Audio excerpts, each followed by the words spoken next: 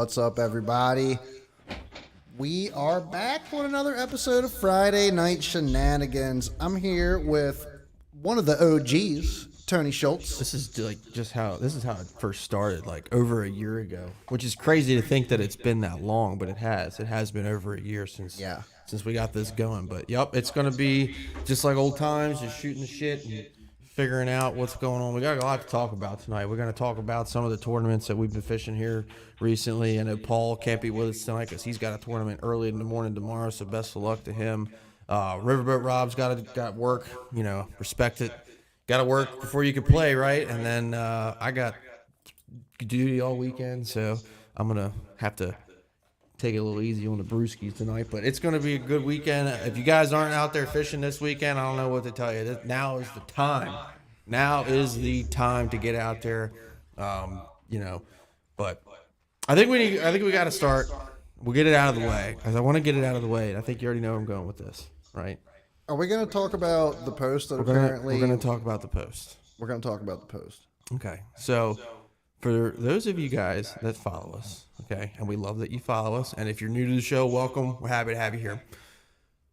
I'm the one who should get any hate for this. So go ahead, try your best. But I'm the one who should get any hate for this. We don't really care. Because the picture of the snakeheads at the dam was sent to me.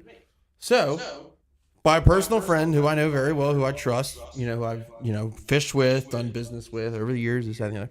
He goes, "Hey, dude, look at this. My buddy works at the dam. He just sent me this picture of the fish lift." He actually sent it to a group of us. He didn't send it personally to me. He sent it to a group of us because, some of the guys in the club, they like targeting snakeheads, messing around with snakeheads. We're interested in them because they are a part of our fishing life now.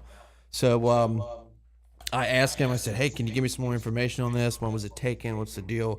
It was taken the day before it was posted, and it was interesting, so I went and posted it. Now, I had no idea that post would get 250 shares, reach like 50,000 people, tons of comments over a bunch of snakeheads stacked up in the fish lift. So right off the bat, I'm like, "Oh man, this is cool. Like, we're reaching new people. More people are seeing Bass Severe Radio. We're putting out relevant content." So many of the comments were just people. It's still relevant. Oh, it's absolutely relevant. It's still relevant. Yeah. So like, and all these people were tagging their friends and, "Hey, check this out. Look at what's going on here." It was cool. We were reaching new people. People were interested in what we had to say. So it was great. And then it wasn't great because people think that they know everything and they are God's gift to fishing, and that they are the best fishermen that they've ever met. And then you guys can go back and look at some of the comments. I mean, it was just like, "Oh, I don't understand it. I don't understand why anyone can get so sped up about a snakehead." Anyway, so, things were said. Somebody The snakehead is the new hot deal. And it's not even so much that it's the new hot deal to me that like everybody wants to catch them and stuff. It's the controversy between, should we kill them? Are they good? Are they bad? That's what the controversy is. I don't understand how there's any controversy. It's any introduced species is going to permanently change. Isn't a largemouth bass technically an invasive species at one point? It is. However, here comes a cop-out. That's different. The reason why I say that's different is because, yes, it's introduced, but it wasn't introduced from a totally different ecosystem, right? It came from Ohio. What's up, Brian? It came from Ohio, not Northeast Asia or wherever the hell this northern snakehead came from, somewhere in Asia. I think it might have actually been China. Don't quote me on that. But, you have this controversy around it. Some people love them. I don't hate catching them. I mean, they ruin your shit. They mess up your lures and stuff like that. I catch so many of them on swim baits, and I really have a lot of fun catching them on swim baits. Honestly, yeah, like I don't hate catching them. Thing for me. I dislike that they ruin your stuff. I dislike that they'll ruin a spinnerbait. You might like that. I mean, frogs is the same way. Yeah. How many people throw a $10, $15 frog and one snakehead ruins it? So I get it.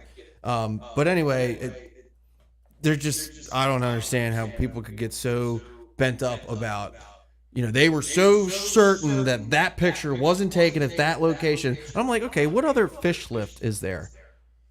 Right. What other fish lift is there? Okay. Well, they started saying that it's not Conowingo when it is clearly Conowingo. However, the fact that was proven that it is wrong is the time period of the photo, and that is the only difference. And it is definitely Conowingo, Right. but the time period of the photo is where I'm interested in where the other fish lifts are that would be similar to that. There aren't any. That's what I'm saying. Is for like the timeline is what it is. I got it from a And secondary it's a source. lift. It's not Right. it's not fish. It's not a freaking conveyor belt. It's a platform that raises, right? Right. And let's say that the picture is a week old, a month old, a year old. It doesn't really matter because that is showing what is happening in our ecosystem. This is what's going on. And if that picture was taken last year, that similar circumstance will happen again this year when the snakeheads, whenever they start to travel, whether they already have or whether they're about to. So anyway, a bunch of people, not most of you guys were loving it, reposting it, which is great.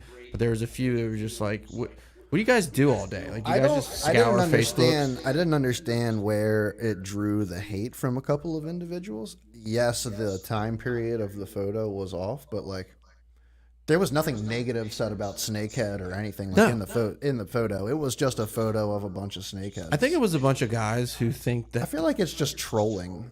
Well, it could have been that, but I think it's most likely a bunch of guys who think that they've discovered Atlantis and fishing for snakeheads at the dam, where it's like, yeah, congratulations, you can look at a map and go, that's the farthest spot they can go, so they can't go past here. Well, the one guy's a bow fisherman. It's like, good for you. I don't get it. So we're not going to dwell on it. It was like, okay, whatever. There he is. There's Robbie. What's up, Rob? What's up, Rob? But Let's check the GoPro camera. I'm pretty sure it's still frozen though.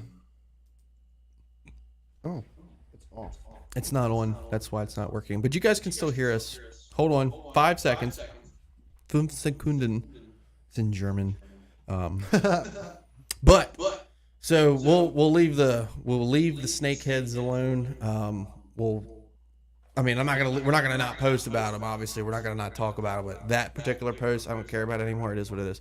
But so I think we need to get into. I wish he was here to talk about it. Paul Batters' hammer of smallmouth last weekend. Dude, that was thing pretty was cool. An absolute toad. And Right. like, was Paulie playing with the live scope? I don't know, and if I did know, I wouldn't say it because, like, I don't think a lot of you guys understand, like, that bite that he gets on that bite every year. Yeah. And that's a special, like, there's some serious sticks that fish up there. I mean, you know it. Like, if you fish on the Upper Bay, you know that there's like a rotation of a handful of guys that are just always on fish. And I've never seen anyone catch smallmouth up there like Paul does. So that's a really, really cool bite. So if I knew anything about it, I would never dare to say it because the fact that he's the only one on it is like sacred. Like, I don't even look for that bite, dude. Like, I don't even go up there and look for it.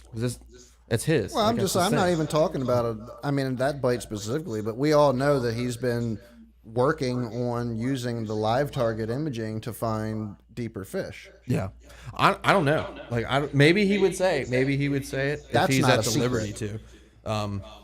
So I got a chance to actually play with Live Scope a little bit last weekend or Monday when I was off because I'm always off on Mondays, which is awesome. Dude, I played with it and I just never got on anything with it. Now, granted, it was like my first time actually playing with it, so there's that. But I will say it definitely, it's going to change it's going to change the efficiency in which I fish certain spots for sure. Like, Right. no doubt. And it already has. Like, you know, I was fishing up above the dam, looking at some offshore spots that I like. And I went to those spots. I made a few casts. I didn't get bites. I turned a live scope on and I scanned it. I saw no fish and I immediately left.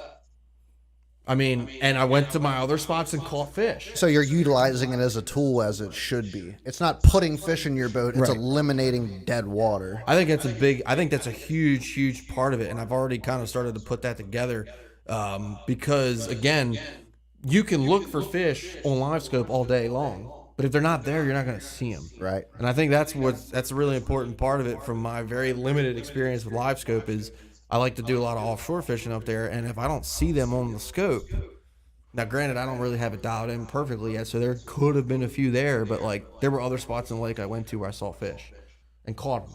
Not, I didn't see the actual catch You didn't happen. watch them come up to your bait, but you diagnosed that fish Right. were in the area, and then you fished for them. Exactly. Like Exactly. one of my spots it's closer to shore, but it's relatively deep. Saw a school of fish, kind of repositioned the boat and made a cast to him and caught 2 out of it. One was a 4.5 pound smallmouth or however big it was. I think it was like 4.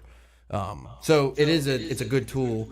It's a great tool, but it isn't like, don't expect, if you have it or if you're planning on getting it, don't expect to go out there and just immediately, oh, yeah, there's some fish. Let me throw them. Oh, there's my bait too. You know, there's a lot of factors that go into it. Like one of my buddies from Virginia went to Radford. He's an absolute monster on live scope.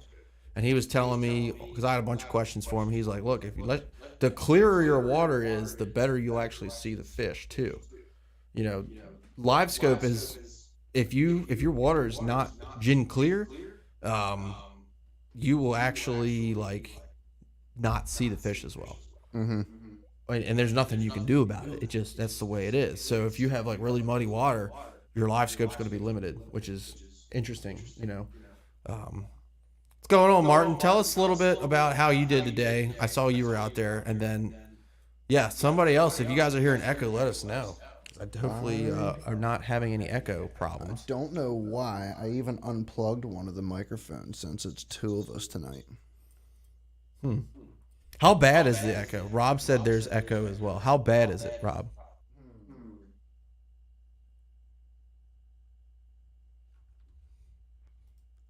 We're gonna keep playing with the settings a little bit here. It's crazy to me how it seems like no matter how many times we do this, like something is always wampus. Yes, always, all the time. That's how it works. Technology sucks. What if I move over a little bit? It's not that. I really don't think it is. I don't know. That's so interesting. But anyway, so Rob said it's just on me. What? That is interesting. It's just on me, he says. Let me turn it down a hair. Make sure your shit's plugged in all the way. All the plugs plugged and stuff. Yeah, it looks like it. Actually, unplug it. All right, we're gonna keep messing with this, folks. What did Martin say? While Tony's trying to fix his microphone, I will speak to you guys. So, I mean, what were we touching on before somebody was talking about the mute thing, Tony? So I still hear the echo. It's just going to be what it is. But we were talking about, we're asking Martin how he did. Martin said he didn't do great. Martin says season update, I suck. Well, I've had plenty of horrible starts to tournament seasons over my tenure of bass fishing. So, Martin, you don't suck. You just wait until the end to finish strong. So, yeah, Martin, you definitely don't suck. I don't think that about you whatsoever. I feel like that's one of my things, dude. Every time I go out and fish, like I've always feel like I struggle to put fish in the boat, but you keep on going back. I think it's time. I really actually have a lot to say about my last tournament on the Potomac because while I didn't learn anything about the fishing the river that we were on the Potomac, right? I didn't learn anything about the river. I don't know the river well at all. I know next to nothing about the river, as a matter of fact. But I was able to make it happen, and I really shouldn't have caught anything, and I'll get into that in a little bit. So I guess we'll go through the whole thing. So I went down there the day before, it was on a Friday, and we, just trying to pre-fish, figure something out. And of course, it's the Potomac. Oh, I'm frozen. Hold on. Yeah, we're frozen. Camera. Are you frozen too? Oh no, now we're good. So, we go down there, and I know nothing about the Potomac, very little. So I decide, hey, I'm going to go fish Chickamunxin Creek because it's close and there's usually some grass in there, so we'll go give it a shot, right? So we go give it a shot, and it's brutal going anywhere. I mean, it's absolutely insane going anywhere at all. So, it's just horrible. Like, I don't understand why it's so bad. So sure enough, we go out and, my boat's getting beat up. Yeah, let us know if y'all can still hear us. It's the echo problem. I think it's still picking up our stuff. Yeah, it's still picking it up on the thing. So I think we're good. I think we fixed the echo. Echo! I don't know why it's picking it up on the system. I guess I got to figure out whatever the setting is up on that, but that sounds way better to me. Yeah. Anyways, so I'm, making my short run to Chickamauga, which immediately turns into an extended idle because it's like brutal. Absolutely getting the boat destroyed.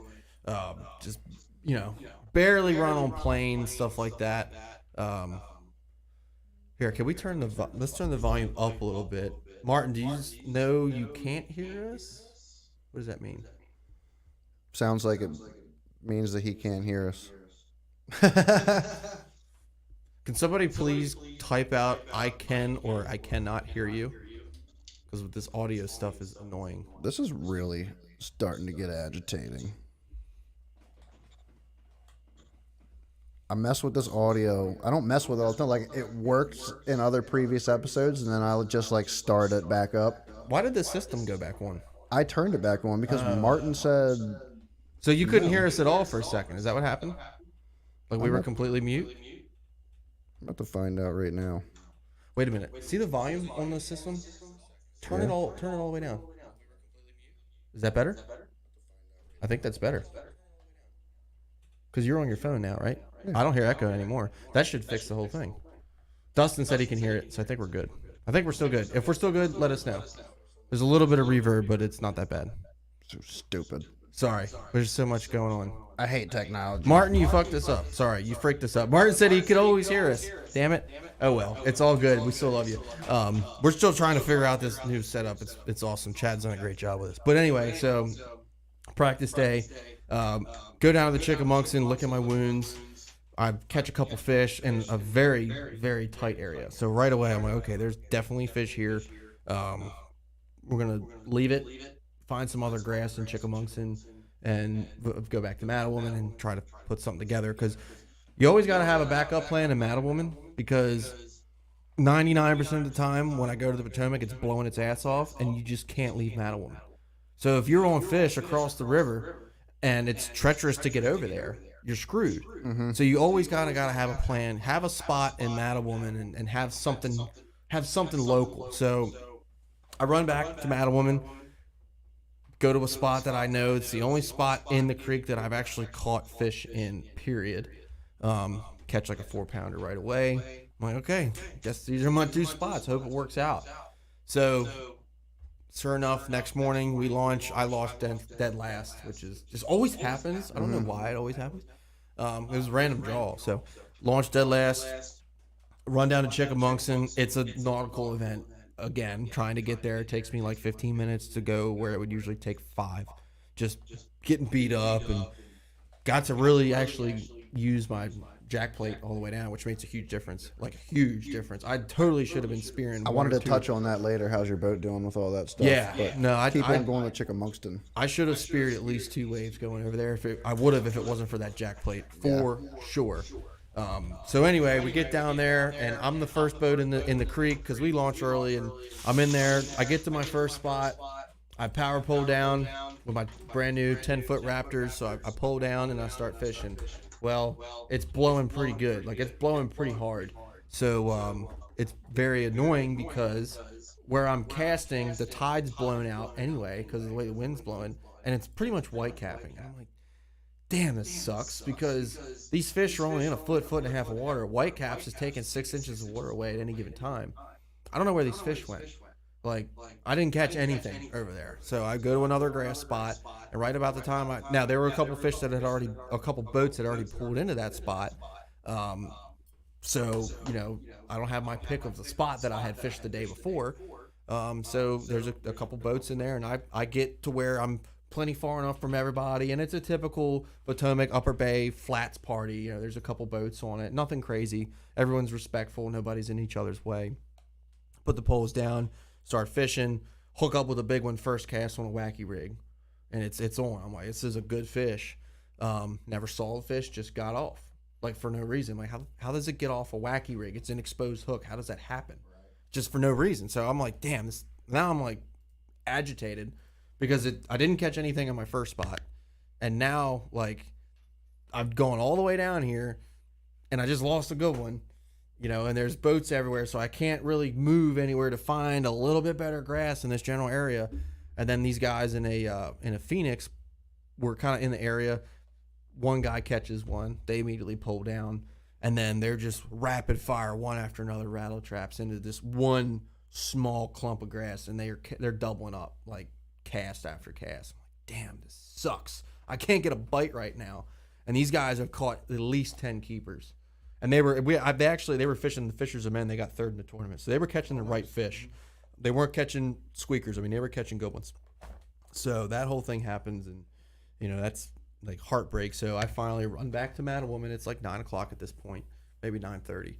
Run back to Mattawoman, beat up my boat on the way. What's up, Paulie D? I see, what's up, Paul? I see Lloyd in the club. He's out on the main river, so I, throttle down. Hey, Lloyd, how you doing? What's up, Gromster? And Lloyd's like, dude, I got a bunch of fish. I'm like, oh my God, I suck right now. Like, this is brutal. Now I'm just completely pissed because I already don't want to be on the Potomac anyway. Mm-hmm.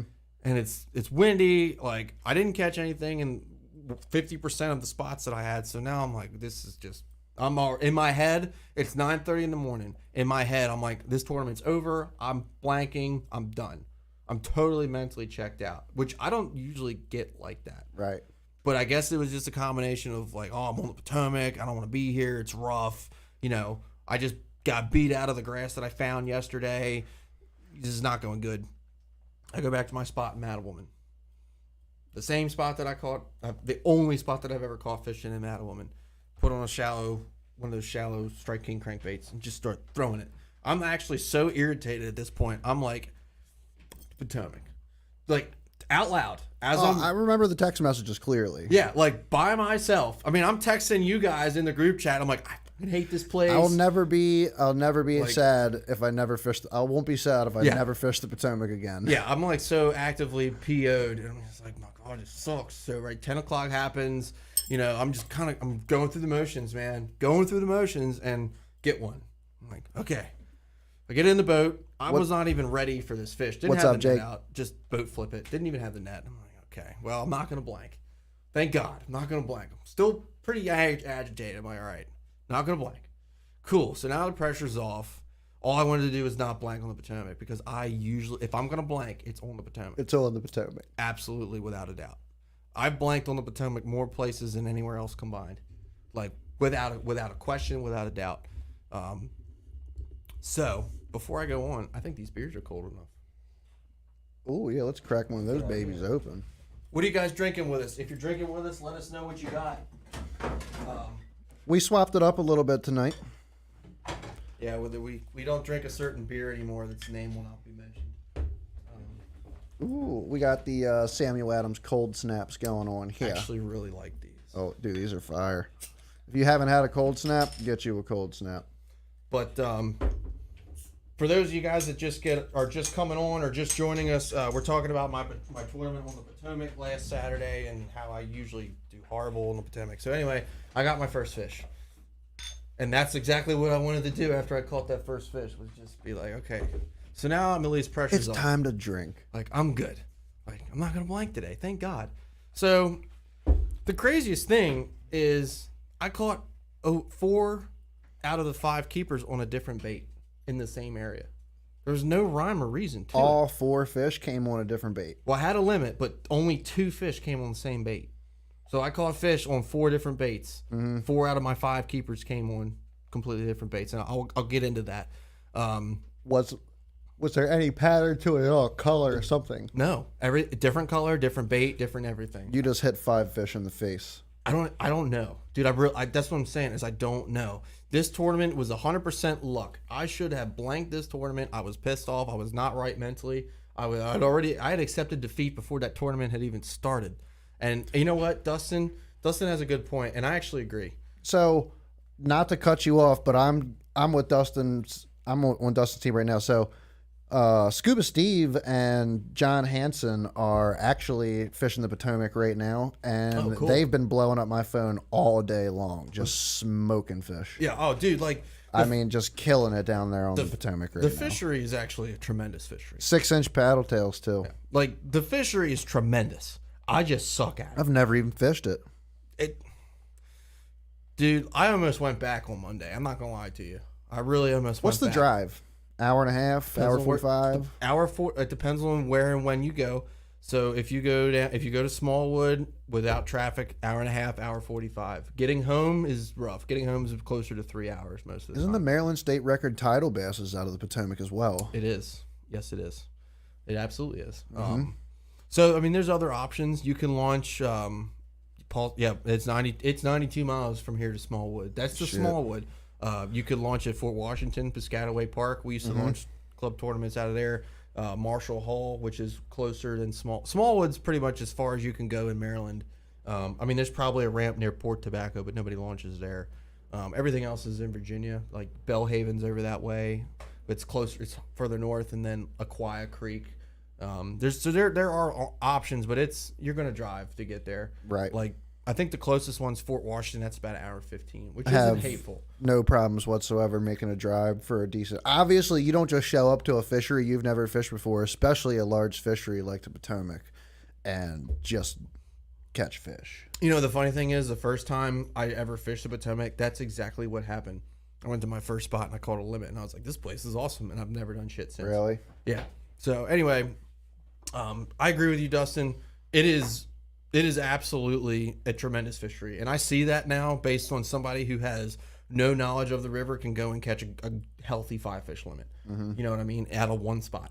So I'm open to go and learn how to fish it. I need to put the time in. It's like anything, you gotta put time in. So anyway, I got my first fish. I'm whipping my crankbait out there and I can't catch him. So I whip out the old carrot stick that you guys love to hate. Y'all You love haven't broken it in half yet. y'all love to hate my carrot stick. What Well, is? I'll tell What are you you? What? Blah, blah, blah. What bait are you intending on throwing on the carrot stick? I never asked you what action the rod was. So it's a 7.6 heavy. So swim baits, Frogs. frogs, heavier swim jigs, just heavy cover type of stuff. Like bigger paddle tails. That's what I was throwing. I was throwing like a 5-inch, maybe 5.5-inch. I don't think it was quite that big, but 5-inch white paddle tail.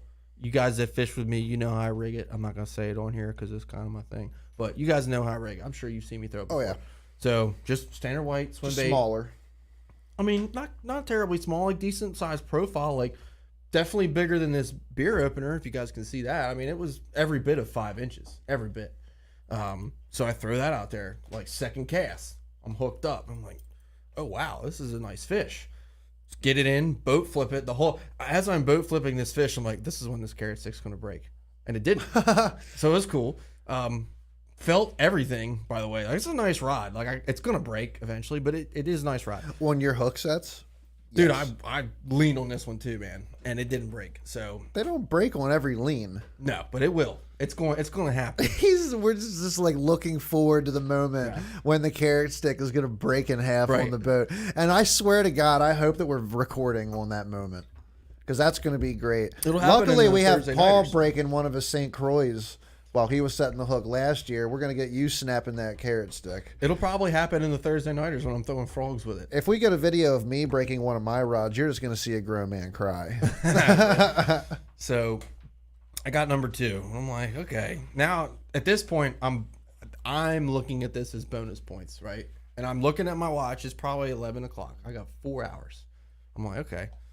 If I go an hour without catching a fish, I'll try to find another similar spot. And I mean, dude, those bite windows, especially when you're talking about springtime fishing, can turn on at different periods. I mean, sometimes that midday when that sun's up, it warms that water up a little bit. Right. They get more active. You know what I mean? Like, can't count yourself out right away in the morning. You can Right. let the water temperatures and the sun come up a little bit, and that can change things. I think that was actually a big part of my bite. Yeah. But anyway, so and you guys saw me, like Dustin, Martin, you guys had to have seen me out there. I know shit from 10 o'clock to 2:45 when I idled back to the ramp because that's how close it was to the ramp. Excuse me. I went about 50 yards this way, and then I turned around and went 50 yards that way. And then I turned around and went 50 yards back that way. And I'm linear passes. They're just stacked up in there. They weren't, but they were in, out of that 50-yard stretch, there were bite areas where I would just feel like I was going to catch one there. And I caught 3 out of my 5 keepers in a smaller area, maybe about the size of this room. Nothing really specific about it other than there was hard cover nearby. I don't know if that had anything to do with it. So, you know, it's like, I'm telling myself at this point, like, okay, if I go 1 hour without catching a fish, I'm going to leave this spot and go to another spot. So I'm throwing the swim bait. Can't get another bite on the swim bait at all. So now the water's pretty low at this point. So I turn the boat around and go about 40 yards offshore further. Take my wacky rig out. Fire it as far as I can. Reeling up the slack in the wind. Tick, tick. Got him. Fish number 3. What the hell? Like, just hit him in the head type of stuff. I'm like, okay. It was one of those days where everybody's on the phone having like a big, massive text conversation. Tony's not having a good time on the Potomac, and then a couple hours later, you get a picture of him holding 5 fish. He's like second place, and it's like, what the? Yeah, oh yeah, dude. I was more surprised than anybody. I swear to God, because now I got 3, and I'm like, oh Jesus, here we go. Like, Paul sent in that, I believe it was the same exact day. Paul sent in that 5-pound stud on the boat too, and it was just like, it was like, oh my gosh, it was like the boys are on a tear right now. So now I got 3. And I'm back to me. Now I'm like, oh, okay, I'm having a good time. I'm still like, Potomac, whatever. But I'm like, okay, this is cool. I'm enjoying this now. Like, I'm at least going to get points that are respectable for what we're doing here. So, you know, I'm good. So I get my fish in, put them in the box, turn around, cast out the next way. Go to set the hook.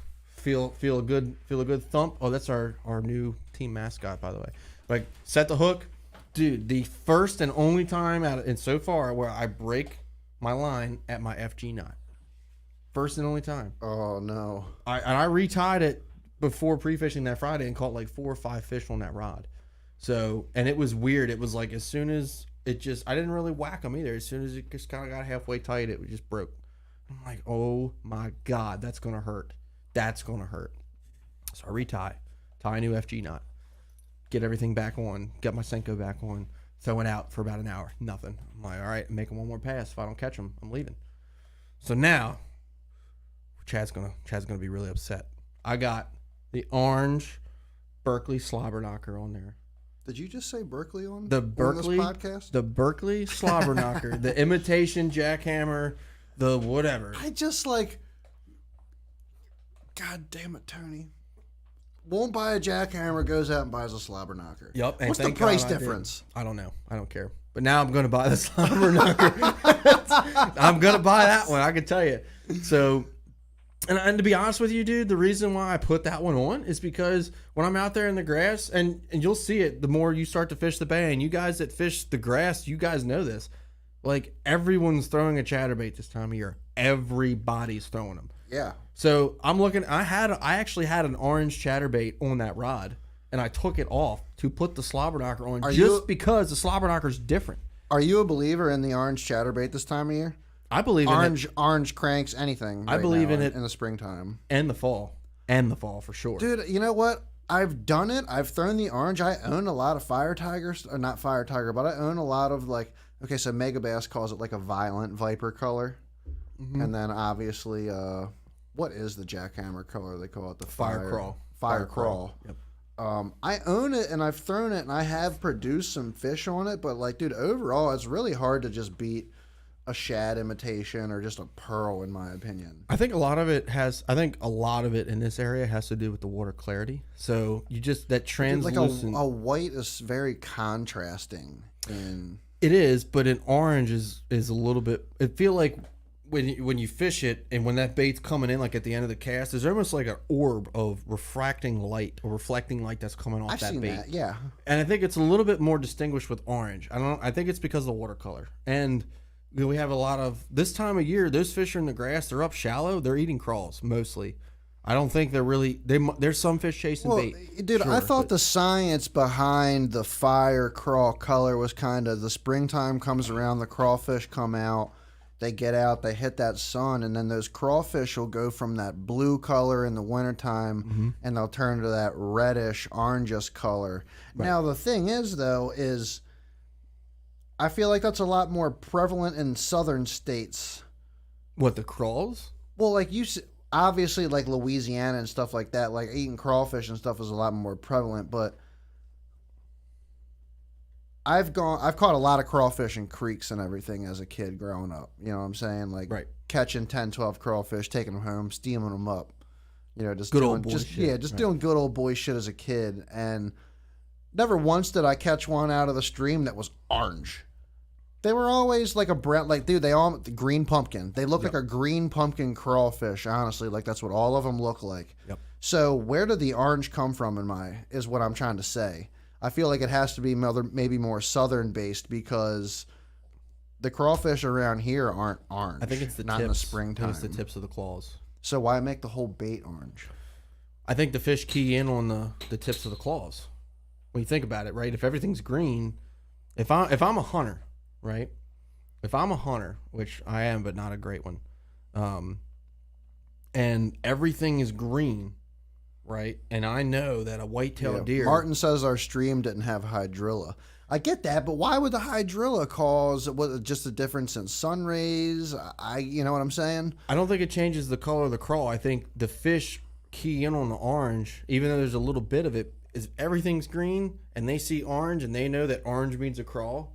That is like dinner bell. So is the orange it's specific to springtime though. The craws have those orange tips just in the spring and then they go away and they turn to a different color because it seems like the orange is people tie on orange, they throw orange in the spring and then it goes back to pearl, your sexy shads, your green pumpkins. I mean, you guys have got to Chartreuse. like you guys have seen me, man. Like I mean, if you guys have fished with me, you've seen it. I'll throw a white chatterbait and I will almost always dip my trailers in orange.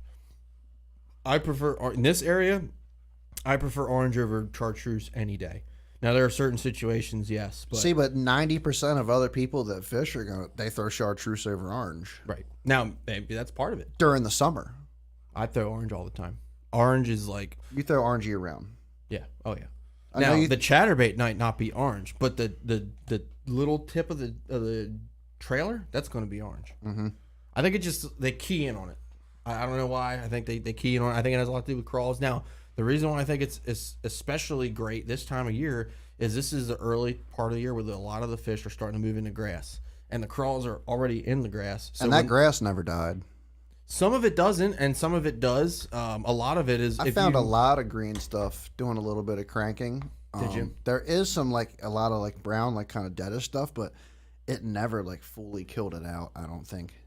It's Well, and a lot of grass too is if it's left there, it can actually come back. Like it'll come back to life. right. Like there was a few years ago where I remember me and my uncle went out to run his boat in December, and there was grass topped out from last year. Like it was still topped out, and then later that year in April, it was completely green. It was crazy. It was the weirdest The thing. winter was so mild. I just feel like it never did the full amount of damage that it normally does to the grass to kill it off throughout the winter. So we still have stagnant live grass that's coming up faster this spring than in previous years. Yeah. So, and honestly, I mean, I don't need to tell this to anybody, but you key in on stuff like that. I mean, bass are going to hit on shit like that. Right. And the thing of it is you got to really find out what kind of grass is holding the fish. Like you can find topped out grass right now. Doesn't mean there's going to be fish in it. Right. Like you can find some there's been plenty of days where I can tell you where there was plenty of topped out grass and I caught them in grass that was 8 inches tall for whatever reason. So it just depends. But so anyway, back to the tournament. I got my orange slobber knocker in my hand, make a cast, first cast with it, boom. Now I'm at 4 and it was a good fish. I mean, they were all healthy fish. And now I'm at this point, I'm like, okay, one more and I got a shot. One more and I got a good shot. So I actually, because I was thinking about where the bite window was, I actually went, put my spot put my boat right where there was that little bit of hard cover, like closer to the shore. Pulled down, first cast, caught my biggest fish of the day, like right off on the same bait. I And love that was over. I love that you're pulling down now. I've caught, so I mean, it was blowing pretty good. I caught most of my fish. I think either 3 or 4 out of my 5 fish with the poles down. I totally would not have caught a limit without power poles. There's not even a question. And that's crazy because I don't even really know how to use them yet. Like I just got them. So it was a big difference for sure. Now I will say, it was blowing so good right down the Chickamauga that if I have my boat facing the wind with the poles down because it's a really, really soft bottom, the boat would actually eventually turn. It wouldn't drift, but it With would both turn. poles. With both poles. No shit. Yep, and it was because the ground was so soft. Martin said I have to say Raptors down. He's correct. They are Raptors. I wonder if you were on like a camber and maybe you had one pole deeper than the other. Oh, for sure. You know what I mean? That's how you can tell when you're in like a really shitty bottom because like I would put them down and one would go like all the way down and the other one would not. Now they have the active anchoring too. Right. So you can't just mash on them and just force them down. Just drive them in. Right. Yeah, well, to get your shit stuck. Right. So then that was it didn't get stuck, but there was a That's few one of the times- reasons I went with blades when I ordered mine. Why just Because they have that anchoring technology. And I mean, the fast anchoring too, like you're talking about fast anchoring's like 0.4% like of a difference Yeah. in speed. It's like nothing. Yeah, I mean, like, do I really need the 10 footers? No. Does it look cool? Yeah, it looks awesome. We picked you out all the way on the other side of the Forbidden Zone. There was a bunch of boats back there that day, and we were like, which one's Tony? And I was like, you see those flag poles hanging off Right. the guy's back? Dude, I love it, man. Like, they're, like, when I first saw them, I was like, oh my God, those are huge. Like, that's way taller than I thought. But dude, when you're monsters. actually on the boat, it's not as bad. Does the boat sit any different in the water with those things? It does, the but I back? think that's more of the jack plate because of the 6-inch jack plate sits back further. It's the offset of the jack plate. Yeah. Yeah, like if I go to the back of the boat to net a fish and the poles aren't down and keeping that back of the boat from going lower, like it's definitely a difference for sure. Like you can see it. So, but if I'm at the front, I don't think there's really much of a difference. Maybe there is, but it's not enough for me to notice it. Like if it's rough and the waves are coming toward the back of my boat, they're going over the back of the boat regardless, with or without the poles.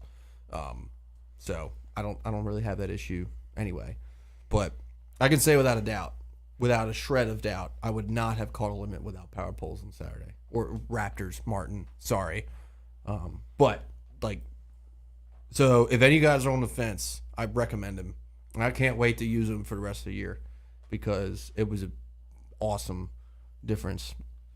And it was the same thing on the practice day. Like the fish that I found in practice that I didn't have in the tournament, had my side scan on looking for grass. That looks like a good clump. Marked it, got around it, pulled down, first cast, catch them.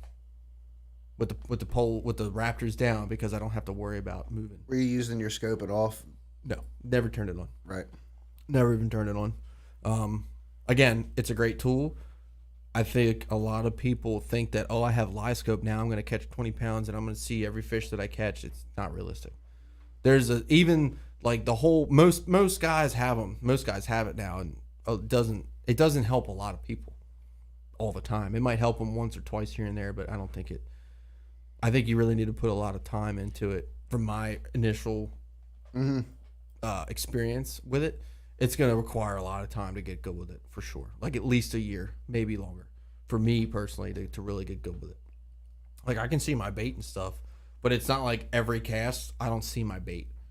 A lot of what you see is you see a rock or you see something and then you cast to that and then you might catch a fish off of it. Or you'll see a school of fish, you look at where your thing's pointing and kind of guesstimate where it is.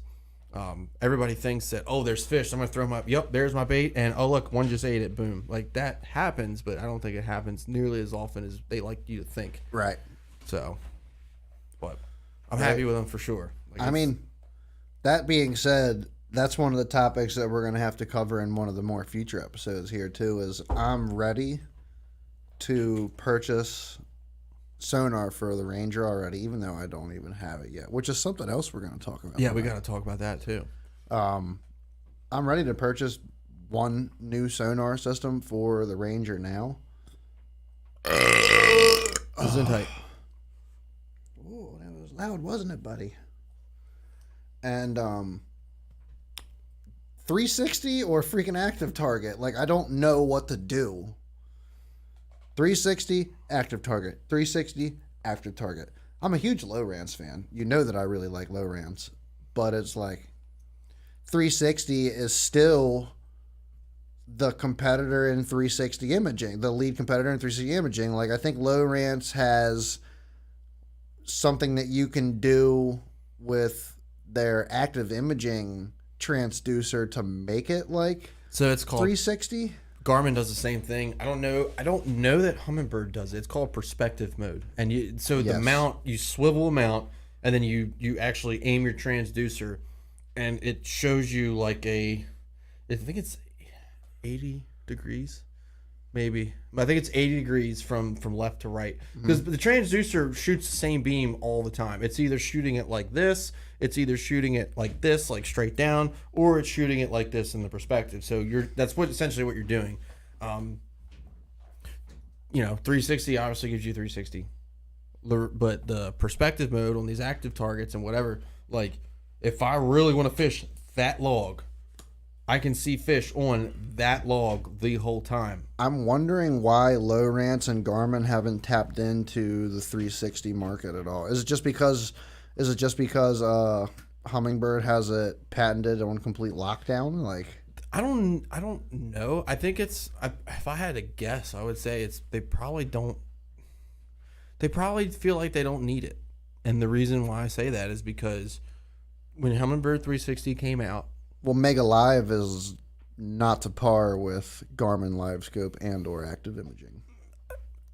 I can't say yes or no. Some people, I mean, the Bassmaster Classic was one on Mega Live. Obviously, none of us have ran all three different brands, but when you go by reviews and the things that I read off of the internet and the things that I see just in videos, like I just see a much crisper picture from.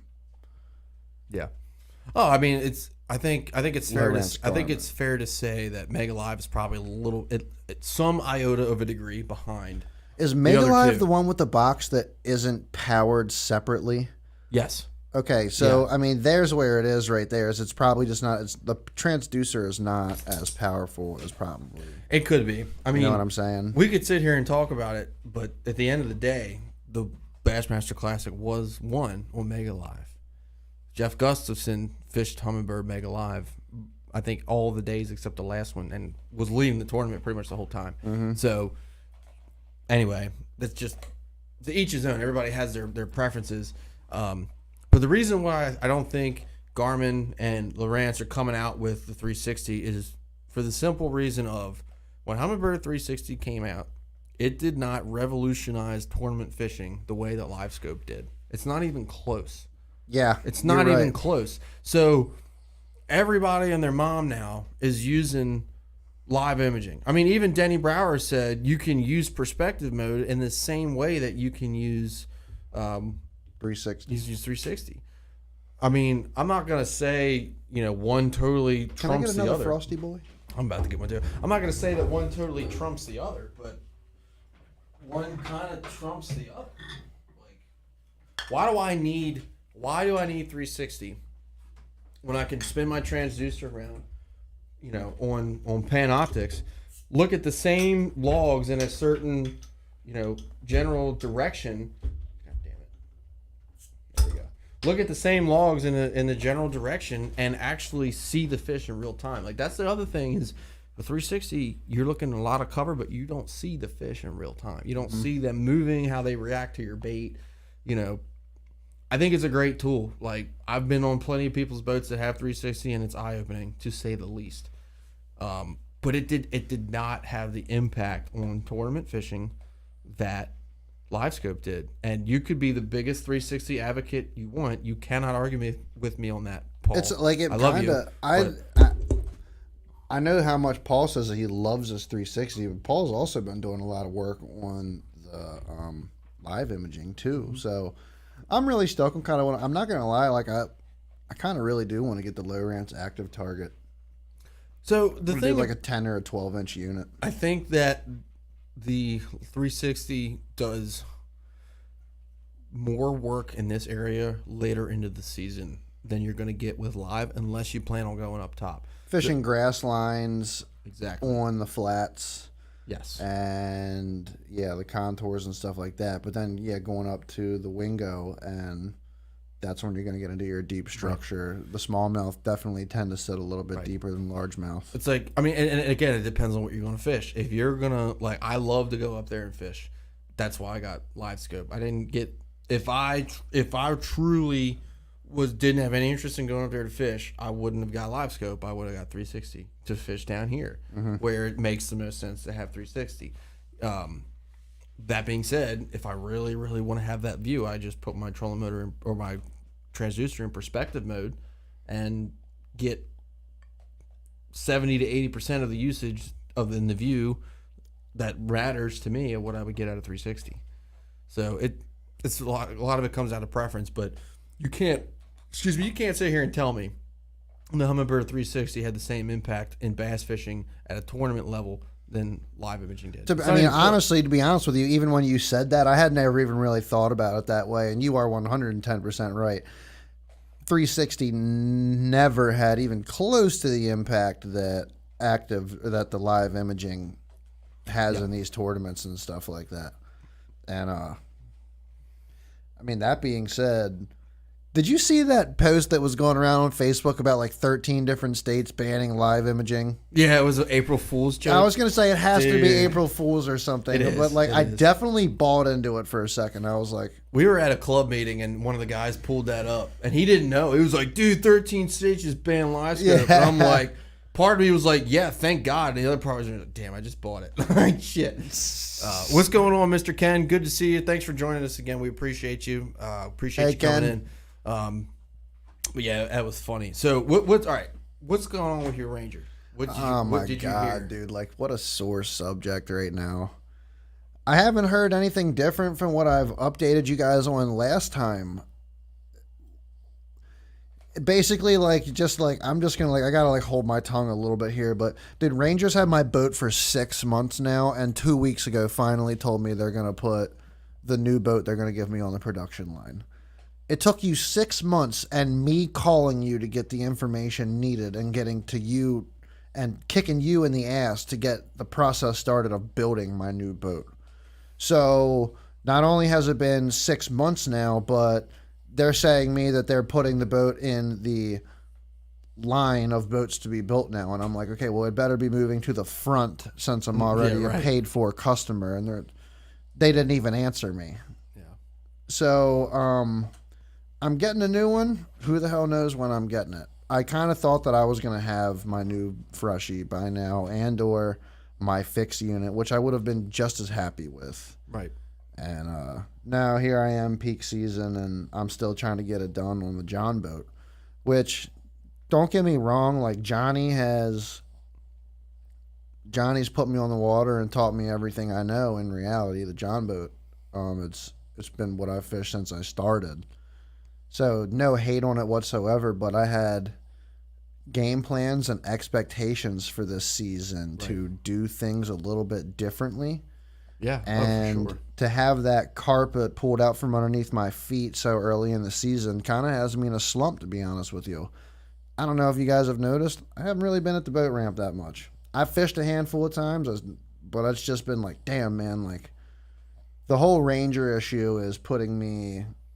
Oh, it sucks. In a different mindset. Sucks. For like the fishing season. Like it's like, man, I go out and I get in the John boat and I'm like, I should be fishing on 19.8 on my 19.8 Ranger right now with my poles down. And I'm like, I'm freaking $45,000 in debt and haven't seen my boat in gonna be 7-8 months. And I'm still making payments on it. And it's like it makes you sick to your stomach. Oh yeah.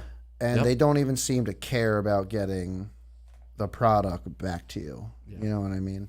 Yeah, I've been there, man. Like when I bought mine, I mean, obviously mine wasn't brand new, but I blew it up within the first 3 weeks, 4 weeks. Right. So, excuse me. And I will tell you that nobody who's going through a bad situation ever wants to be told, "Oh, it could be worse." But though, if there's any silver lining to this, it's that could. you Ranger, are getting a new boat. Ranger could have turned around and been like, "We're not gonna do anything about it," and I would have been like, ah. So I mean, I get it, but it's just like, man, like I had plans, I had expectations, I had things I wanted to do differently. I wanted to be out on the flats, learning the flats and stuff. Right now, Right. I'm not saying I'm not fishing Joppa anymore. I mean, the Mariner Point is my home. It's where I love to fish, like primarily. But I wanted to break away from that and really try to expand my wings and dig my roots in somewhere else. And this is preventing me from doing that right now. Oh, for sure. Like it sucks. But I'm tired of going to the same 3 channels and the same 2 quarries. yeah. Over and over again. It's just getting it's great fishing, but it just gets old. Yeah. Oh, absolutely. For 100%. Like I feel that, man. I mean, that's like I did the reservoirs for a while, and that was part of the reason why, now especially I just have no interest, because it's like I don't fish tournaments there. I'm not good enough to fish against those guys. Those guys are like buck. My guys are hammers. Buck sucks at fishing. I like how we can't even keep a straight face saying that. That dude's a monster. I God, know, it's dude. Oh my ridiculous. God, it's crazy how good of a fisherman that guy is. I'm like, you know how lucky I consider myself that dude gets on my boat like on a weekly basis. It's Where'd like, you meet him at? Like the Walmart or something? Just start Okay. talking about fishing? Like, so here's what happened. So I was in college, and me and a couple buddies, we had our own club on the reservoir. It's called the AWA. is this VMI? Is this when Chad was coming out of his Army Scout Ranger school? Shit, right? So yeah, right. Yes. So we were, me and a couple buddies, we were all Hereford boys, and we all used to fish Pretty Boy all the time. And so we started a club called the AWA, After Work Anglers, Wednesday nighters. Right? It was fun. I sucked, never caught shit because I never did good on the reservoir. I'd like to fish them now and see if I would be better. Right, yeah. But back then I didn't fish them. Didn't fish well, whatever. So I went on the reservoir pages one day and posted, "Hey, my club's having a tournament, open to whoever." And we didn't know what the hell we were doing. Yeah. So Chad messages me, never talked to him. He's like, "What's up with the tournament?" And I'm like, "Oh, we're going to do this, that, and the other." He's like, "Yeah, it's going to be shitty weather that day." I'm like, "Yeah." He's like, "What are you fishing out of?" I'm like, "A beer can, basically." Like, dude, that's 14-foot little John boat that had no deck on it, and Dude, never count the John boat guys out. yeah, but it had like 136-pound thrust trolling motor on it. It was rough. It was rudimentary as shit. Like it barely. I don't even know if I had a foot pedal on it at the time up front. I don't think I did. I was fishing out of the back of the boat. Like honestly, like I would just use that was the only motor I had. It is what it was. So I told him when I was fishing, I was like, "Why don't you just fish with me?" I'm like, okay. So a week later, all the guys folded. They're like, "Yeah, we can't fish," so we canceled it. Nobody was going to show up anyway, except for Chad. So he's like, just come fish with me." So we go out and fish. Caught one fish all day. I caught a 4-pounder on a silver buddy. The first time you went out with Chad. First time I ever went out with him. Like that was the only fish we caught all day. This guy sucks. Like, Well, it wasn't that. It definitely was not that, because I could see, at that time, I probably only had 8, maybe 6 to 8 rods, and they weren't nice. They were Dick's mid-grade, what do you have now? It's better than what I had then. We'll put it that way. Still Better got his than what I had then. Ardent poles in there, So, and Ardent rods and carrot sticks. But we go out, we fish, and at that time, that was the biggest fish I'd ever caught in the reservoir. So I'm Pretty Boy. I'm pumped, man. This is awesome. Hey, what's up, Joe? So we're bullshitting, and we're having a good time, and it was blowing a little bit that day. It was in December, so he's all decked out in his cold weather gear, and he stumbled and didn't really fall, but stumbled. And he goes, "Hey."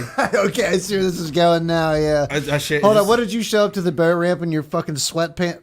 In your sweatpants? Yes. Yeah, probably like this dude is crazy. First off, I'm not trying to go off topic, but I fished with Tony a lot, and homeboy does not own cold weather or rain gear. He shows up in sweatpants and everything else and just makes it happen. Oh, hell yeah. And it blows my mind. But so he showed up. So he's in his stumbled gear. on the boat. He stumbles on the boat. We're out in the middle of the lake. It's Pretty Boy. It's like 40, 50 feet deep. And he looks back at me. He's like, hey, if I fall in, you got to get me. And I'm like, you're telling me. Hold on a second. I'm like, let me get this straight.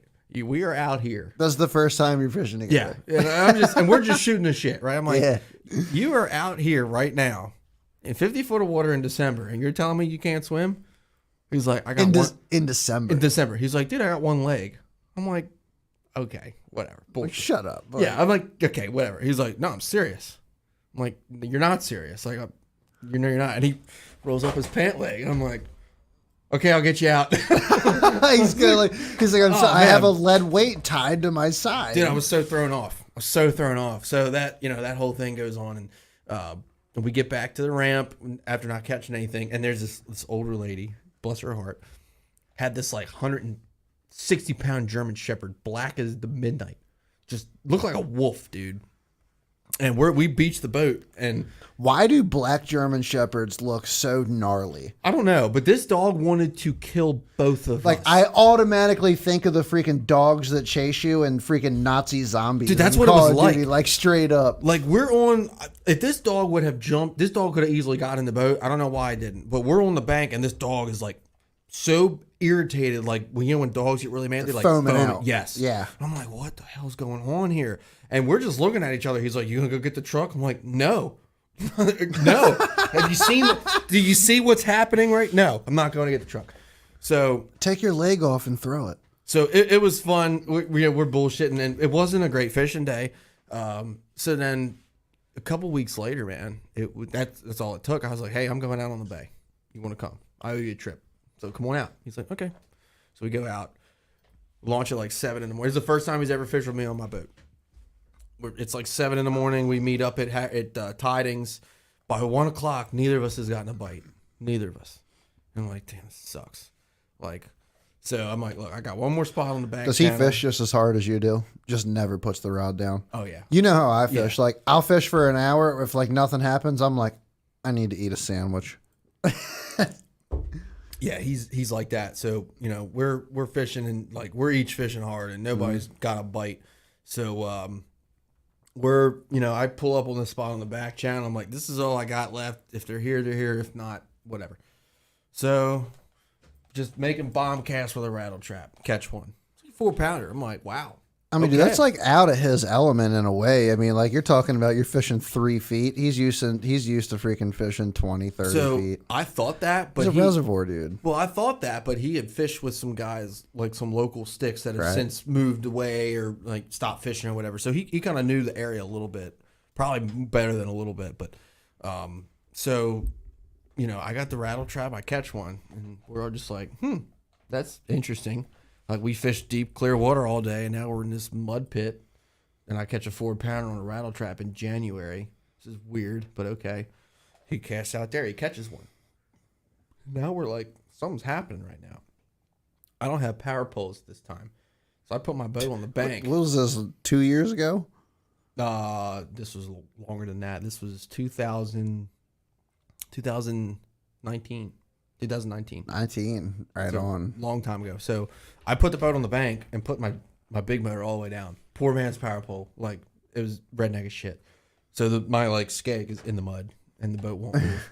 So eventually we kind of figured out where they were stacked up, and we made the same cast with a rattle trap for an hour and a half and caught a fish on every cast for like an hour straight. It was insane. It's still to this day the best like numbers and weight day I've ever had. We had over 25 pounds easily in January. No question about it. No question. He had one that was almost like 9. It's weird. Like it's something that my brain has a hard time processing, and also my manhood. because it's like, dude, I don't want to go stand out on the boat in January. Dude, but it's also one of the best times to go out and catch a freaking monster. It was insane. I mean, it was ridiculous. We easily caught 100 fish. Like you thought Muddy Creek was good when we went up there that one day. Oh, and that was fished it? insane. You thought that was good? Imagine all those fish were 4 to 5 pounds every time. Like, So, like, how big was this area that they were, like, stacked up in? Like, are you talking about you're hitting, like, this 5 square foot area? Or you're talking about just, like, really? pretty much. So I think I Like don't- the same exact repetitive cast over and over. yes.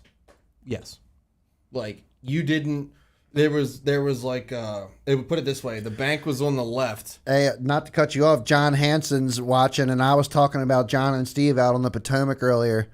John, if you can comment on what you guys had going on, you guys were out there freaking smoking some really nice fish. I think they definitely sent me a couple pictures of probably some 3-pounders that were looking really healthy. They were out there throwing some 6-inch paddle tails and some. I know Steve was cranking, like that's what Steve does. And then, dude, Steve caught the biggest crappie I've ever seen in my life today on a 6-inch mag draft. Really? Yeah. That's cool. That's So very cool. like that was pretty wild to me to get that picture in. And dude, this crappie, it's probably like a 2-pound crappie. Wow. Like this thing was like, it was huge. Damn. So we're sitting there and we're catching them every cast, and it's like if it's anything like less than 4 1/4, we're just like whatever. So Chad hooks up and he's like, "This is a big one." I am Chad. And I'm like, "Yeah, okay, dude. Yeah, we already caught like 50 big ones today." He's like, "No, this is a big one, like a big one." I'm gonna send it to the Facebook and we'll pull it up here. Dude, check out this freaking crappie. Look at the size of this crappie. Oh my God, pull that up on Dude, the that's a page. freaking massive crap. I don't know if I can pull it up the same way on here as I could on the other stuff. He said the crappie came home with us. That's a freaking massive crap. I That's bet like a it did. freaking. That's got to be a 16 crappie, a 16-inch crappie. That would be easily the biggest crappie I've ever caught, for sure. Where is this picture at? And he's got the one. Here's the mag draft hanging out of it right here. Dude, that's insane, bro. That's crazy. Yeah, dude, I'm serious, bro. I'm not even joking. Crappie fishing is so much fun. It's so much fun. I didn't realize how aggressive the species of fish actually was, but John and Steve, I don't know what numbers or how many photos. Like, obviously, he didn't send me a photo of every single fish that they caught today, but here's a photo, dude. They got a freaking, I don't know, this looks like a sucker fish or something, but it's got a freaking wacky Cinco stuck in its butthole. Ew. I hope you guys, I'm sure they pulled it out with a pair of pliers. Those fish are pretty tough, man. Like, you'd be amazed at how, like, I've seen fish pooping out, like, hooks. Like, their gullets are so resilient, they will pass it. I don't know what the survival rate of fish is like that, but I think it's high. He said it's a 2-pound crappie. That's insane. That is massive, dude. That is a massive crappie. Yeah, that's ridiculous. Oh, I'm going to find this picture, and then you guys are going to be like, what the hell? Where is it? Here it is. I'll send it to the Facebook, and then we can bring it up. Yeah, this was I'm confident, and you guys know how I am about big iron fish. Are you sending it to Bass and Beers Facebook? Yeah. Okay. You guys know how I am about big iron fish. I've gotten better, so watch it. But this fish is every bit of 8 pounds. I mean, easily. Send it to Maybe Messenger? bigger. I'm about to send it. I didn't send it yet. Come on, phone. Cell phone, work. There Hey, we go. look, dude. Here's our buddy. I don't even want to talk about that. I'm gonna get like really agitated again. I just sent it. There it is. So we're gonna pull up the picture of me and Chad's lunker from that day. His scale was working, mine wasn't, so we didn't get to weigh him twice. But I think we had, it was either 25 3/4 or right over 26. It was something in that small window. It was serious though, dude. It was serious. Like, I'll show you my big one for the day. My big one was over 6, like no problem. So we had a 6, one over 6, one over 8. Like it was It was pretty crazy. I have no idea how, but the screen share thing that we normally have is not up here. What? Display capture. Hold on, I'm going to send him the other picture too while we figure Okay, this out. Oh, here we go. It's right here. So we're going to pull it up. If you click on it, it should come up. It's not very big. No, it's not. That's annoying. It's not very big. Can you zoom in on it? Don't know. How would I? I don't know. Can you right click on it? Oh, wait a minute. Here, just shrink the screen. Shrink the screen to it. Oh, darn it. It doesn't work. It doesn't work. Hi. Yeah, it doesn't work that way. Anyways, we'll figure that out at a different time. We will, but hopefully you guys can kind of see that. Dude, it was a serious fish. Pull up my big one if you can. My big one was every bit of 6. It was a hefty fish. Pull up your big one. The one. I can't even get this thing to go back right now. What is going on? Okay, here it is. The little X up here. You don't even look like you in that photo. I know. It was a long time ago. You didn't even look like you in that photo. Dude, I was like 19 years old. That was like as soon as you got out of baseball, wasn't it?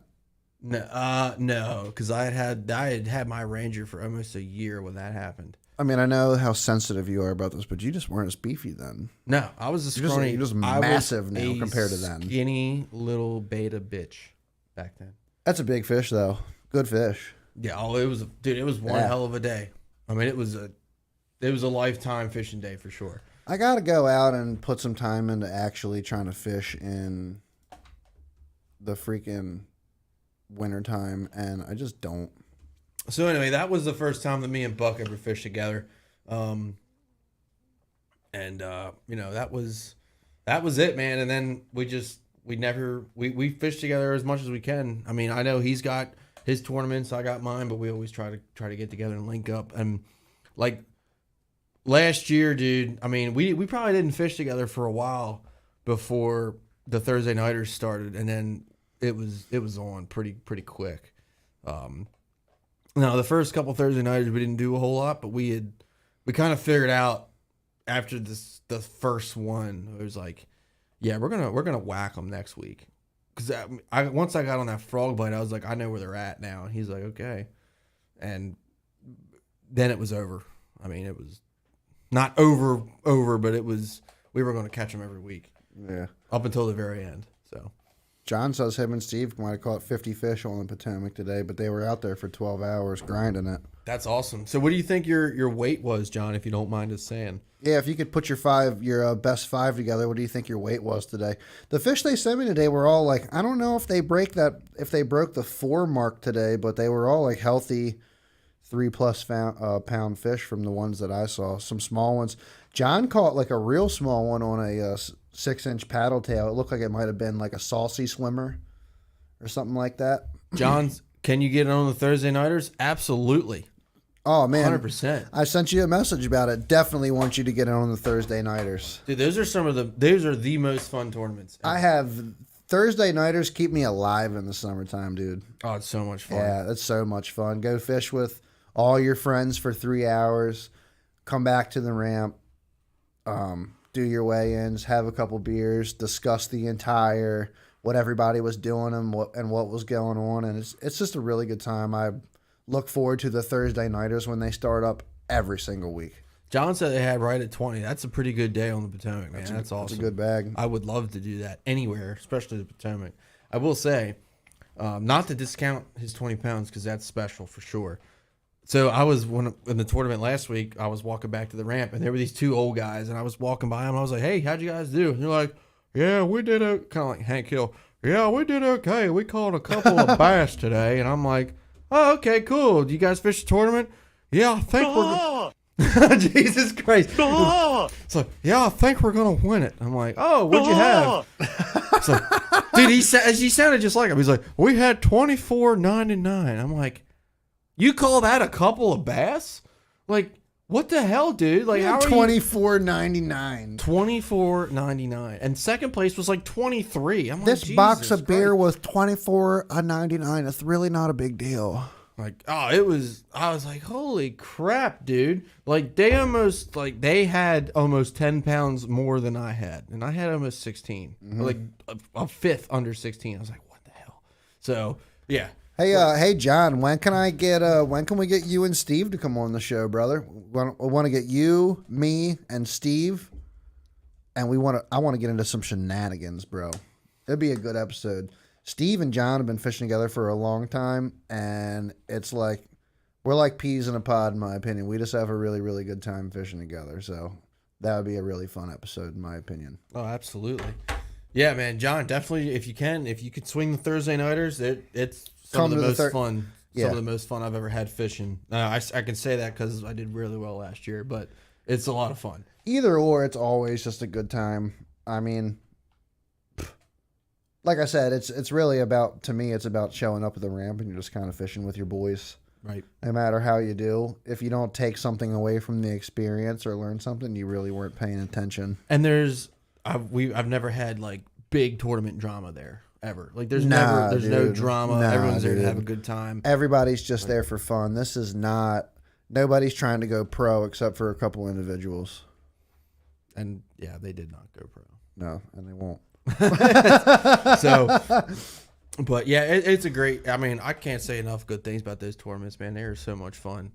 I gotta Dude, start. thank thinking God, about, like Scott puts those on every year. I gotta start That's thinking so about sick, dude. dude. I'm already thinking about the solstice. I was just gonna say, if I could say one thing, if you got to make one of them, John, make sure you make the solstice tournament. There was like 35 boats last year. Yeah, we had hella boats last year. It was a good time. I didn't do shit in the solstice, but that's okay. I don't even remember what I did in the solstice whatsoever. I did All I know is bad. that I go out there, me and Steve go out there on old Johnny, and we just freaking shoot for the stars and make it happen. The only thing I can say about fishing in Joppatown with the John boat is you're not at that much of a disadvantage, other than maybe like obviously stability and wind and maybe some of the upgrades that some of the bass boats might have on them, but you're not supposed to go fast back in the channels or anything anyway, so it's not like speed is like a big thing. Right. And unless you're running back to like Dundee to fish Dundee for a little while. Yeah. Well, I mean, and the thing of it is the fact that the rules are discussed and enforced is I think contributes, because they're very open about it. Like, Right. we all run through the 6 mile an hour zone. Like, we all do it, but they tell you, hey, not in the tournaments. You can't. So that it takes some areas out of play, and it forces you to really commit. Some people have faith in those areas and they will go back there. It's only a couple of us. Yes, like I'm not doing it. Yeah. You guys have it. Like, Bradley's back there all day long on those Thursday nighters, and he's produced back there oh yeah, a sure. couple of times. So I'm waiting for him to walk through the door. He hasn't texted me yet. Is he supposed to come tonight? He was supposed to. Little Bradley. Well, he said he might if he doesn't have anything. He was at a lacrosse game earlier. He said, if I got nothing going on later, can I show up? I said, yeah, absolutely. So I just texted him. I was like, let's go. I don't even know I got to give the kid a little bit of shit this year. Absolutely. I mean, homeboy hasn't even fished yet. I mean, he did win 2 tournaments last year in the Thursday nighters, so like, we have to rough him up a little bit. Can't let him just walk away with it. I was going to talk shit, and then you said that, and it's like, now I can't. No, you can. You're supposed to. Can you use a Zebco 33 in a tournament? I prefer if you did. Yeah. You can. In fact, John, you can only use. No, I'm kidding. Only John has to use the Zebco 33s. I will take one of those as well. God, dude, the cold snaps hit. The cold snaps are pretty delicious. It's one of my favorite crafts ever. I mean, if you consider this a craft, I'm good. I'm good with it. I would kind of say it's more craft. I mean, they change what they're doing like seasonally. So, John, talk about the Potomac. Was it? So I know you probably weren't on the whole show, but the biggest reason for me why I'm until very recently not like I'm so against going to the Potomac is because every time I go there, it's so hard to leave Mattawoman. Now, yes, I don't have a 21-foot boat and all this other stuff, but like it's always the wind's always blowing. Was it like that today? Were you guys able to make long runs? I've always wanted to fish like Aquia Creek, Potomac Creek, but I can never run there when I'm there because you're not going to Aquia Creek. And again, not to. I mean, you just fished your tournament on the Potomac. You know what I mean? When you hear some other guys going out there and producing nice bags, it's like, okay, well, what was the key?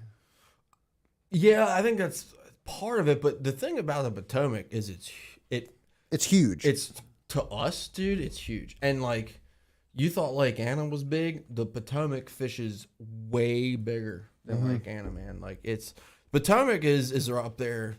Like, I think the Upper Bay can fish big if you want it to.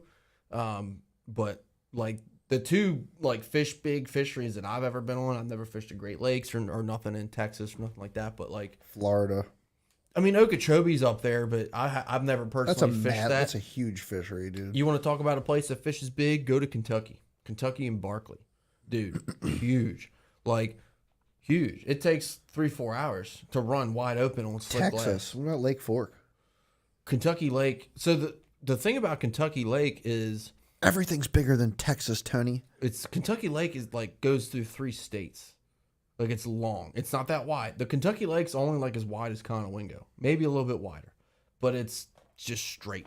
It just goes straight down. And then Lake Barkley, which they only connect at the top. Lake Barkley goes 3/4 of the way the same length as Kentucky Lake. Like you can run for hours on Kentucky Lake and never stop to fish. Like it's crazy, dude. Like it's insane. You can go back and watch the I think it was 2018. There was an FLW tournament where Scott Martin ran like 3.5 hours in his run one way just to get to the bottom of Kentucky Lake. Kentucky Lake's a sick fishery, and I don't mean that as in, dude, sick. It's awesome. I mean, it's a legitimately sick fishery. Like, the grass has died off. The Asian carp has taken over. You know, they say it's coming back. I don't think it is. Cliff Sanders, who we've had on the show, who our old coach from college, he lives out that way. And he's Dude, like, I wish we could have Cliff on here one day. great, like wouldn't it? live in the studio. Like, if he's ever in Maryland, we got to soak up the opportunity to try to have him out. So Cliff said he's like basically done with Kentucky Lake. I mean, he raved about it for years. Right. Like all he ever talked about Kentucky Lake. And back in the day, dude, like if you go back and look at the mid to 2000s, at the early 2000 teens of bass fishing, every major tour went to Kentucky Lake, man. FLW elites, everybody was at Kentucky Lake. Yeah. It's just not that way anymore. Like the college series goes there. Why, I don't know. But like, when's the last time you heard of a big tournament on Kentucky Lake? Just doesn't happen. Yeah. Like now it's the St. Lawrence River. The Potomac's a big player. Like a lot of big tournaments come to the Potomac. The Upper Bay has gotten some notoriety with the Opens recently, but like nobody's going to Kentucky Lake. Yeah, well, if they keep fishing it at the worst time of the season, that's going to drop off. Yeah, right. So John, wow, thanks for giving us the spots. Oh, well, thanks for telling us some areas. I know you didn't give us the spots, but that's awesome, man. We appreciate that because I definitely don't want to give away anyone's spots on here without them being cool with it. So John said they fished Fort Washington, which is Piscataway Creek, Greenway Flats, Belmont, Occoquan, and Mattawoman and the Chick. So you guys definitely hit some key areas. That's pretty cool, man. I think I fished all of those at one How point much or running another. is required on the Potomac to cover those spots? A lot. So pretty good amount of running. yeah, John's running on one of the fastest bass boats in the air, apparently, though. So remember that competition that came through with all the fast boats last summer, the race boats? His won like the single engine, like fastest boat or something in the race. That's awesome. It was, and then that Bass Cat, it was like 75 miles an hour. That's a lot faster pretty than cool. me. So if you launch in Mattawoman to run up to like the Fort Washington area, probably like 20 minutes. Yeah. Ish. It's you got to run, and that's if it's slick calm. I've never ever seen the Potomac slick calm ever.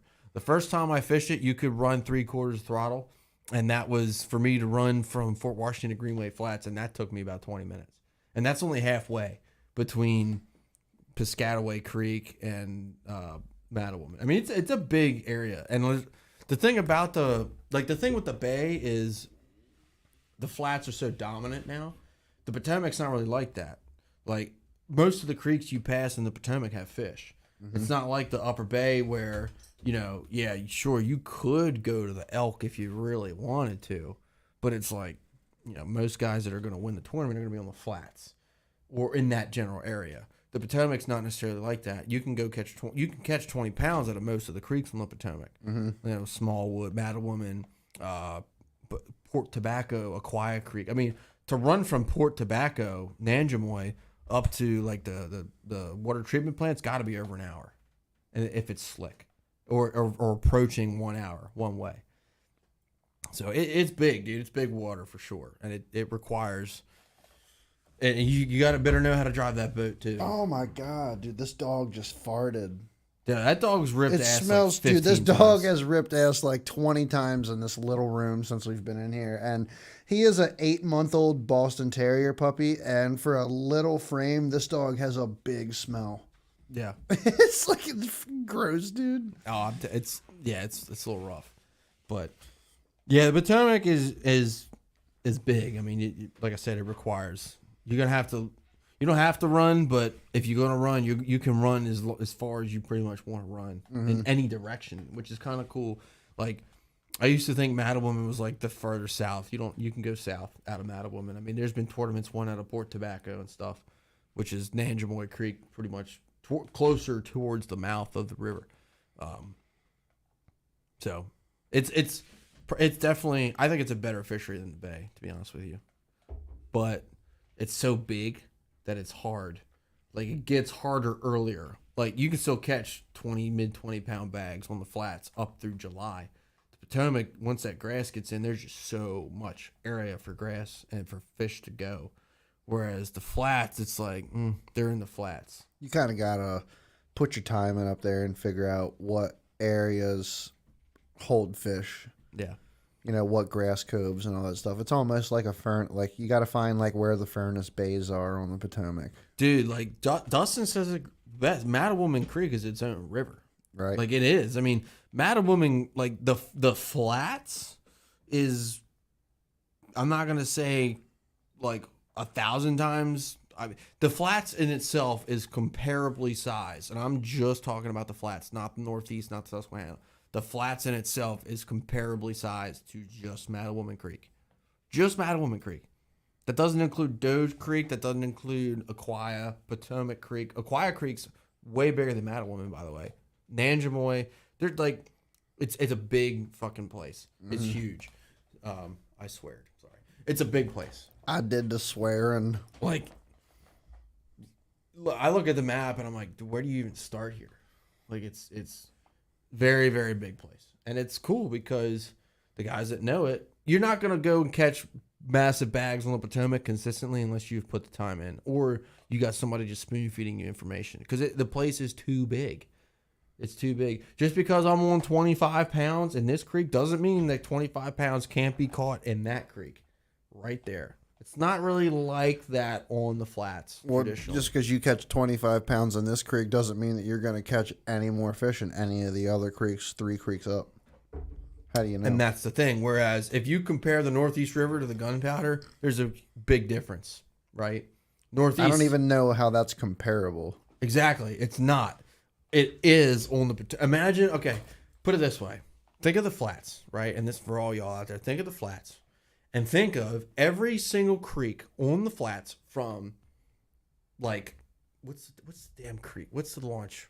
Port Deposit or Lapidum.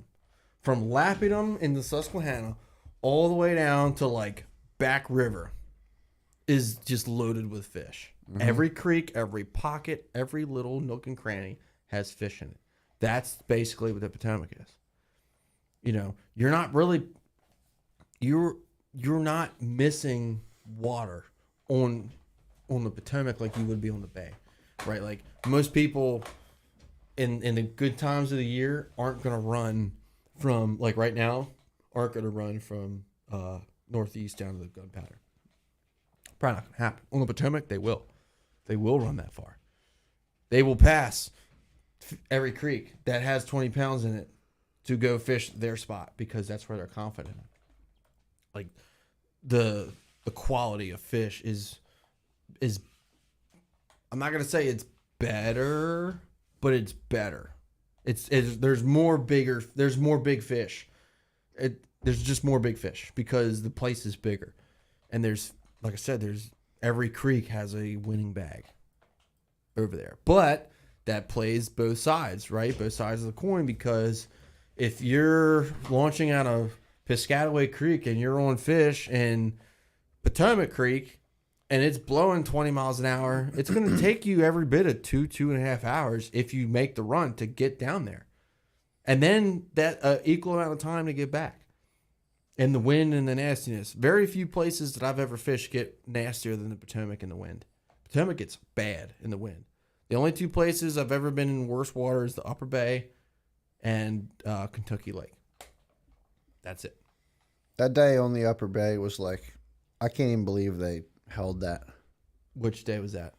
The day where you were just taking them over the freaking top of your boat. Oh, that was Conowingo. Oh, That was yeah, Conowingo. you know, And that Wingo. wasn't even as bad as I've been on the. I've been in worse water on the Potomac, and I've been in worse water on Kentucky Lake. Actually, so if I had to rank them, the worst conditions I was ever in, 2018 SQT out of Dundee Creek, went all the way up to the flats. It was so bad. Paul was in that tournament too. Pretty much all the local guys were in that tournament. You got in the wave or in the trough of a wave and you couldn't see over it.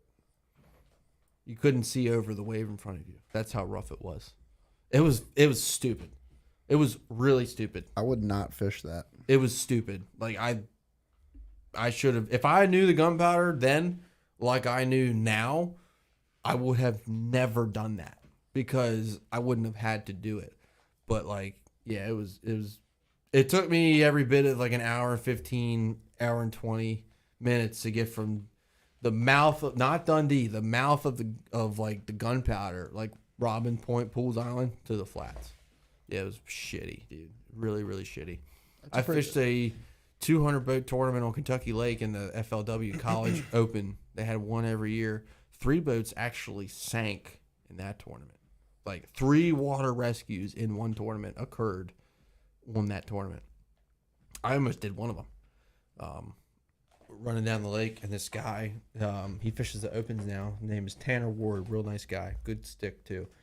In a like an 18, it might have been a 19-foot G3 aluminum bass boat, like a V-hull type of thing. Yep. Running down the lake, just they're running the shit out of this boat. I mean, they are running it like, and I can see him. And I'm looking over, and I'm like barely on plane. I'm like, these guys are crazy. Like, what the hell's going on? And then I see the boat make a 90-degree turn and run straight into an island, like beach itself. And I'm like, that is not good. Whatever just happened there is bad. So I go over. By the time I get there, the motor's underwater. It's completely submerged. And these guys are just like eyes like tennis balls just on the bank. They're just like, oh my God. And I'm like, are you guys good? And they're like, we're okay. Like, are you sure? Like, do you need to get in my boat and go back to the ramp? And they're like, no, we're dry. We're safe. But like, holy shit. Their boat actually, like the hull broke, like it cracked.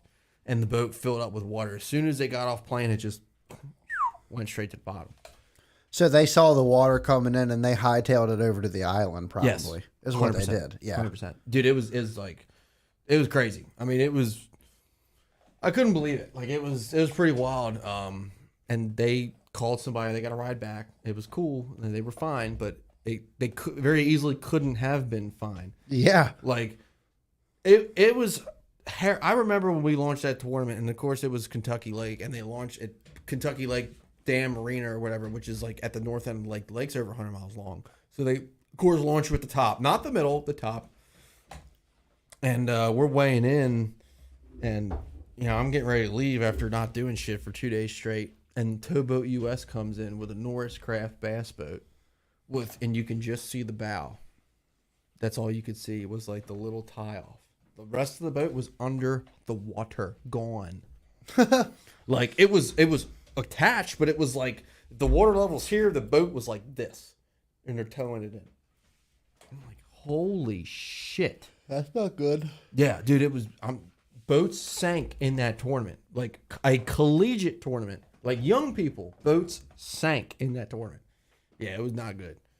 So that was up there. And then just, my average Potomac experience in terms of rough water has been pretty bad. So somebody logged in to our channel and called us fruitcakes. It's probably Rob. Or I think it's fruitcake's such a Rob word. Isn't it? It's gotta be Rob. I gotta use the restroom real quick. I'll be right back. Rob, I know it's you. It's probably the guy that threatened to hack our account. That guy's gonna get a visit from the FBI, by the way. So this dude sent us a message apparently, and he was like threatening to hack into our Bass and Beer Radio account and expose the information of the guys that do this podcast. And I'm literally like, bro, I'm like, what are you trying to do here? I'm like, we're nobody. I'm like, what do you think's gonna happen? I'm like, oh, you're gonna put my Facebook information, my email out there, and my phone number? Like, ooh, I don't know. It was just funny as shit.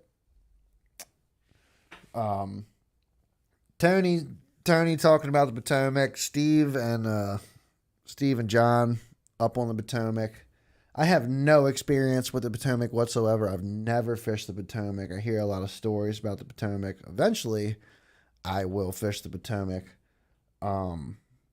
But for now, just waiting on the Ranger bass boat to come home so that I can just go fishing on the home waters in general. And that's my biggest struggle right now, is I just trying to find the motivation to even go out and fish when I'm supposed to be freaking on my Ranger. Oh, it was Kevin. Damn. I do that shit sometimes, dude. I'll be on Bass and Beer, like, doing stuff on our page, and then I'll, like, see something that I want to comment on, and then I'll, like, be ready to comment on it, and then I'll be like, wait, I'm on Bass and Beer's page. I can't say what I'm going to say right now. Oh, my God. Oh, it's awesome. It is. It's some really, really good stuff. Dude, I know that I shouldn't be thinking this right now, but I have an itch to get over the Eastern Shore.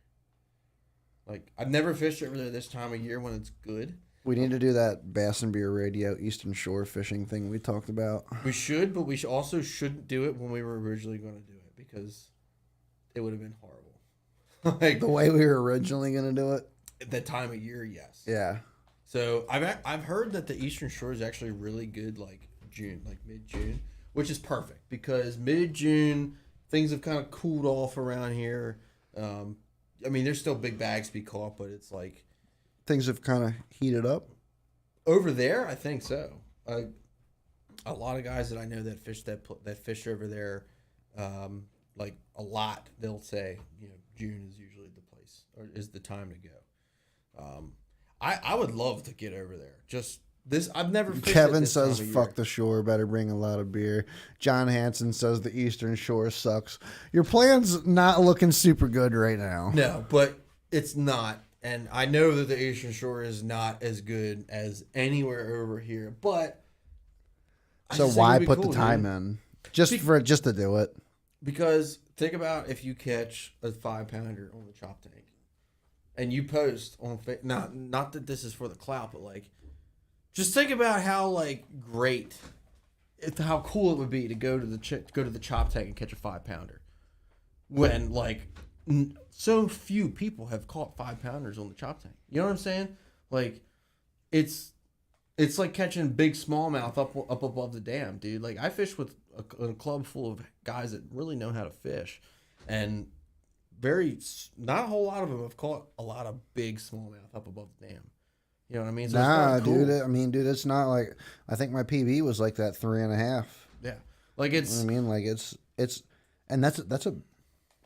I've seen dudes repeatedly pull in 5-pounders before, but a 3.5 is a decent smallmouth up there.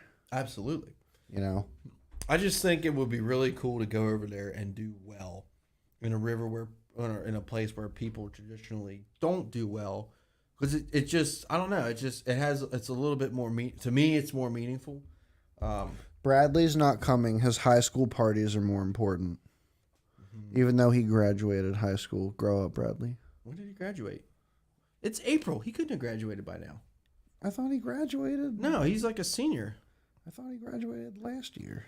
See, John says he'd rather go fishing for a goldfish with a 7-inch swim bait at PetSmart. I don't know. You would have caught a crappie on a 6.5 one earlier. On a 6-inch swim bait earlier. Big 2-pound crappie went after that freaking mag draft. That blows my mind, dude. That's crazy. That's an aggressive fish. Yeah. We've also caught a lot of crappie back in the forbidden zone that are decent sized on full size crankbaits. Yeah. Oh yeah. You know. Well, and then we had that one day back in the creek where we whacked some crappie last 2 falls ago. That was fun. That was one of my favorite crappie days. Paul says, "See, here's my thing with the shore, man. Like, I like the idea of going over there, but at this time of year, it's hard because if we go over to the shore, don't catch them. I'm just sitting here like, wow, I could have went to Joppa. I could have went to the flats. I could have went to Wingo today. X other places and probably caught them. Yeah, you know what I mean? right. So, but you're not expanding your taste. You're not expanding your fishing palette when you don't go fish some of the other places. You know. I'm so much more impressed by 20-pound bag. If you told me 2 anglers both caught 20 pounds, one caught them on the chop tank and one caught them on the flats, I would instantly be mesmerized and in awe at the guy who caught 20 pounds on the chop tank, without a doubt. Just because you know that it's difficult to catch 20 pounds on the chop tank. Absolutely. So there's a challenge to it. There's a lot more of a. I think so I think that's the reason why that's why I throw. I mean, dude. I mean, like, not to cut you up, but that's why I throw swim baits around here in general. It's like a lot of people. I'm not saying I'm like a good fisherman or anything like that, but so many people go out and they throw drop shots and chatterbaits and spinner baits and wacky Senkos and they catch fish all day long, and it's like everybody does it. Yeah. The first place guy in that tournament was throwing a wacky Senko. The last place guy in that tournament was throwing a wacky Senko. It's like I don't give a shit. I mean, you're right. At that point, it's just like what gets me off is producing fish on something that is not. You know what I mean? That's why I like throwing the swim baits a lot. It doesn't matter if I go out there and catch. I like catching numbers of fish, but producing a fish on a 6-inch mag draft, a 7-inch Citizen, a 6 or a 7-inch glide bait, a 7-inch topwater lure, it just hits differently. It's like, I know I could throw a spinner bait right now and put fish in the boat. I know I could. But I'm throwing this because I want to find something else that's willing to eat something like this. And that's where the draw comes from. You know what I mean? Oh, I mean, yeah. It's kind of the same thing, what I'm saying, honestly. Like that's what I'm trying to say. Like, exactly. It's the same, but different. Yeah. In that world. And I'm not gonna lie to you, like I say it all the time, man. Me and Skylar fished Conowingo every weekend for months. Oh yeah. Until we caught fish every weekend for months until we caught them. It took there were more and we fished it bad time of year, bad weather. It didn't matter. It's Saturday, Skylar, we're going up to Conowingo. I got tired of watching people weigh in 20-pound bags of smallmouth and not knowing. Are you calling up? Are you figuring out when they're running water, when the pump station's running, all that stuff? I mean, that has a large part to do in what fish do, where fish go, and et cetera, when you're fishing up above the dam. Yeah. Rising water, falling water is a man-made thing up there. Right. So up there, if you look hard enough, there's always current somewhere. Always. No matter what. They could be running water. I've seen it go backwards. There is always current somewhere on that lake, river, whatever you want to call it. Kind of like the tides, I have learned to ignore it as much as possible, and I will change my. See, that's where I disagree with I change my technique more than I change my spot when it comes to running water versus not running. So moving water, Yeah, you're going to change your technique when the water's not running because it's like fishing a stagnant tide. It's like fishing slack tide, but it's like it's man-made water movement. Right. So I simplify it. Running water, you're going to chase. They're going to move. I simplify everything, right? An object in motion stays in motion. A fish is going to have to use energy to stay where it wants to stay in current. They are already moving. For them to go from already moving to chasing a crankbait, swim bait, whatever, is not a big difference. For them to go to from stagnant to chasing a crankbait is a bigger difference. To shooting out of the pocket to go after a bait. Right. Right. So when it's slow, I fish slow. When the water's moving, I speed it up a little bit. Now there are certain baits that I found work no matter what. I won't talk about them on here because I'm not going to talk about them on here. Can I have a beer? Yes, but You bastard. but You bastard. Bastard. that's Are you a bass poop? maybe probably, but that's kind of where I'm at up there, and I love, and I'm gonna have a little bit of hubris here. I love the fact that I can go up to Conowingo and catch fish better than a lot of other people. Because you're not going up to Conowingo and finding 15 boats in one area there that are all fishing one spot. It doesn't work that way. He loves cold snap, by the way. Does he? Yeah, he does. He loves cold snap. So you're not going up to Conowingo and seeing wolf packs of boats like you see on the flats. You know, you have to go up there and learn it. You really do. You have to go up there and spend time and learn the fishery, because if you don't, you're not going to find fish. Do you still have sound? You got sound back? I clicked the button on accident. And that's why I actually put in so much time to go up there and learn it. And me and Skylar is the same way. Like, dude, it got to the point where When the Ranger comes back, I'll be there. we hated up there way going. more We often. hated going up there because it was great. Look at how much he loves cold snap. He just does loves love it. cold snap. He's into it. Um, Take a nap. it went from damn it, we really got to go up here again, but it was a given. Like, we're going up. Like, we have to figure this out. Right. To, dude, I can't wait to go to Conowingo this weekend. You know what I mean? Like, it's I don't know. And I kind of feel that way about the shore. Like, the shore, the bush, the sassafras. I don't know those places. I want to learn those places. And You had a lot of drive to go learn the sass, which is a large fishery in itself. oh yeah, Did you lose that motivation for this season? I did not. The only thing that I will say about that is being on the Potomac last weekend and having another tournament next weekend, I have no time to practice it. Right. So I could run over there and fish it blind if I wanted to. Where's your tournament this Tiny, coming weekend? Cavity Grace. Okay, so like, what's the point in going to the sass then? If I knew something down there, I would go. But I have nothing down there. It's a long run. I mean, it's not hateful, but it's a lengthy run. Yeah. If you got some wind, it could be a long run. Again, I would love to learn it, but things just didn't work out. Like, I took that whole week off when I got home from school. Back in the earlier part of the month, I took the whole week off before I started working again, and it blew 20 miles an hour every day. I'm not driving over there to not fish the way I want to fish because it's blowing 150 miles an hour. It's just not gonna happen. So I fished, dude. I fished over there twice. I've caught one fish in 2 trips over there, Yeah. and I know that there's fish there. There's like that place has a cult following. Like in local tournaments, there's always guys that run down there and catch them. There's always guys that run down there and catch them. I don't know the place. I gotta learn it. You gotta have options. Time. Yep. I don't know how many times we can say time, but it's time. It's time on the water.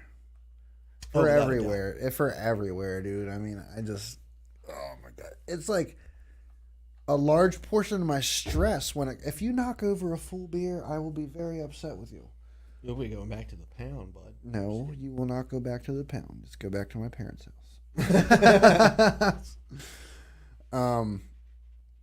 You got to put in a lot of time and just figuring things out, and I haven't put in any time on any of the bodies of water that I need to. It's gonna be hard. That's my huge stress factor. That's my huge stress factor. I so badly want to up my game on specific things and feel like I cannot right now. And that's what is like totally throwing me off. You think it's bad now? Wait till you take 3-4 trips up to the flats, catching 1, 2, 3 fish at most. And then you're like, damn it, I just want to go back to Joppa where I can catch them. I've done that before, and believe me, I'm sure I'll be throwing a couple Joppa trips into the middle of doing that. Yeah. Because it will get tiring and everything for me. And dude, it's just too easy to hit Joppa when it's 8 minutes from my house. Yeah, 100%. I don't have to touch a highway. Yeah, I don't have to touch a highway, nothing. I don't have to go up 95 to Haverty Grace. I don't have to do none of that. Not to mention Tidings is a $10 boat ramp fee. I feel like paying... Dude, if I was going to fish as much as I wanted to fish, I'd be spending $40 a week at Tidings. Yeah. It's asinine. Well, I don't know if that you gotta get the park. I'm yet. pretty sure they do a park pass for it somehow. You just pay something and then... Isn't that new ramp? We've talked about it before. I don't know underneath the bridge. Mm-hmm. I'm not sure. Scott Sewell was there a couple of weeks ago. Speaking of which, we should probably hit him up. I'd like to have Scott come back on the show again soon. Scott's great to have on. Hopefully that ramp will be done soonish. But did you ever use that ramp before they shut it down? Brand new. No, before they shut it down, did you use the ramp? No, it was calling it a ramp is generous. Like it was pretty rough. It was like cobblestone. I watched my boat trailer fall off of it. Yeah, it was like terrible. For real. Yeah, it was not. It was terrible. It was awful, but the parking situation's kind of weird there. Yeah, it's not great. The whole thing. Yeah. So hopefully they do something about that and they make it a little bit better. But I can also see that, God, he farted again. It's just terrible. It's just awful. It's so awful. I could see them imposing a ramp fee there too, though. It depends on who owns it. If it's a state park, yes, they probably will. If not, if it's just like a public access area, it'll be fine. Like Joppa. Dude, like that's the other thing about Joppa. I don't know how Joppa is not. Joppa's one of the nicest ramps around. Period. And, honestly, Joppa and Smallwood's got an awesome ramp too at the Potomac. Yeah. Joppa's ramp is amazing. God, I wish Peach Bottom's ramp sucks. Dude, it's horrible. And they just had like a bunch of construction there and they didn't fix anything. No, they didn't fix anything at all. It's like, what did you spend money on? It's horrible. It's like dropping your boat off a cliff, like Big Dave says. It's literally like dropping your boat off a cliff. What's up, Greg? Greg's up in here. He says, fuck the flats. I don't know, man. Like, how... You know what? That brings up an interesting thought process to me is I really have never seen Greg talk too much about being on the flats. He's fishing Joppa. He's fishing Dundee. I don't even know if I see Greg talk about fishing Wingo very much. I know Greg can fish the Wingo a little bit. Probably. And a little bit being facetious. He can fish the Wingo a lot of it. Oh, yeah. That's right. The Mr. Bass is tomorrow out of Tidings. Oh, okay. That'll be interesting. It's been tough up there recently, dude. It's been very tough up there. Yeah, really? Like there's I kind of thought it would be like on fire right now. Not gonna lie. So the Potomac always starts first, and the Potomac's on right now, and then in about probably 2 weeks. So probably next weekend, my club tournament. Hopefully it'll be on, but it's always a little bit behind the Potomac. Like 2 weeks is usually the number. The Potomac's been on for about 2 weeks, so it should be coming to the flats. But yeah, it's been tough. Like they had to open one of the flats tournaments last week. Fifth place was like out of like 50 boats was like 12 pounds. So it's been tough. I think a lot of it is just the water's cold-ish still. It's not cold, but it's not super warm yet. I don't know. There's a lot of reasons for it. Maybe there's not a lot of grass. I haven't been out there yet this year. I really haven't. I have no idea. I can tell you, I don't have to go out practicing to know where I'm probably going to end up fishing in the tournament. Right. It's where me and you fished last year. Right. So It's a confident zone. Oh, 100%. And I feel that inside too. I fish there a lot. Before the ramp at the train bridge actually closed down, I would launch there all the time because obviously launching a John boat's a lot different than your nice bass boat. And I would run from there right over to the area that we're talking about, and me and Steve would have a couple good. Man, I would actually fish in the mornings at that spot and then go home and actually make it home in time for church. Damn. That's how we did it. That's awesome. Yeah, that's a cool spot. And it's funny because the two spots that I like to fish the most. Thanks, Joe. Appreciate you, brother. The two spots that I fish the most on the flats have been spots that I've learned about through the Working Fisherman's YouTube channel, Mark Hucks. So if you want to know where I fish, go back and watch his videos, and it'll show you exactly where I fish. So that's pretty cool. I still want to have him on. I want to have Mark on. He said he was open to it. We got to schedule a date because Mark is one of those local guys that is just kind of a hidden gem. Like, have you seen the video where he caught, in 2013 or something? It's been I can't believe it's been 10 years, where he caught a 6-pounder in Foster Branch? No. Dude, we gotta watch that. You seriously haven't seen that? He caught a 6-1 in Foster Branch. I probably have. This is a pre-fish kill, obviously, Yeah. but I remember I was in high school at the time, and the next day I was in Foster Branch. The next day with my uncle and his piece of shit little whatever. Bro, I passed your uncle on the road the other day coming out of Mariner, and I was trying so hard to break out the Snapchat so I could get the first one of the year, seeing Tony's uncle come past me with the Ford Taurus with the bass boat on the back. It was legendary. I was like the legend continues. Guess how many fish he's caught this year? 0. Yeah. I don't mean to laugh. I really don't mean to laugh because I'm sorry, dude. He is such a nice guy. He's genuinely kind-hearted and everything. But dude, it geeks me out seeing him pull up to the ramp with a fiberglass bass boat and a Ford Taurus. It's awesome. It's so bad. Don't forget the hood. The hood's completely different. Oh yeah, color. the hood is it's a white hood. Blue. The car's gray and the hood's blue. Yeah. The car is gray and the hood is blue. And it sticks out tremendously, but the dude refuses to back down. Put a name on Ford, dude. Put some respect on that Ford name, bro. That thing's been pulling that bass boat for a century now. Dude, he used to tow. So when I started fishing, I was a kid, a young kid. He had a 16-foot Fisher aluminum boat, 1978. This thing leaked like a sieve. Automatic bilge pump went off every 5 minutes. I mean, it was just horrible.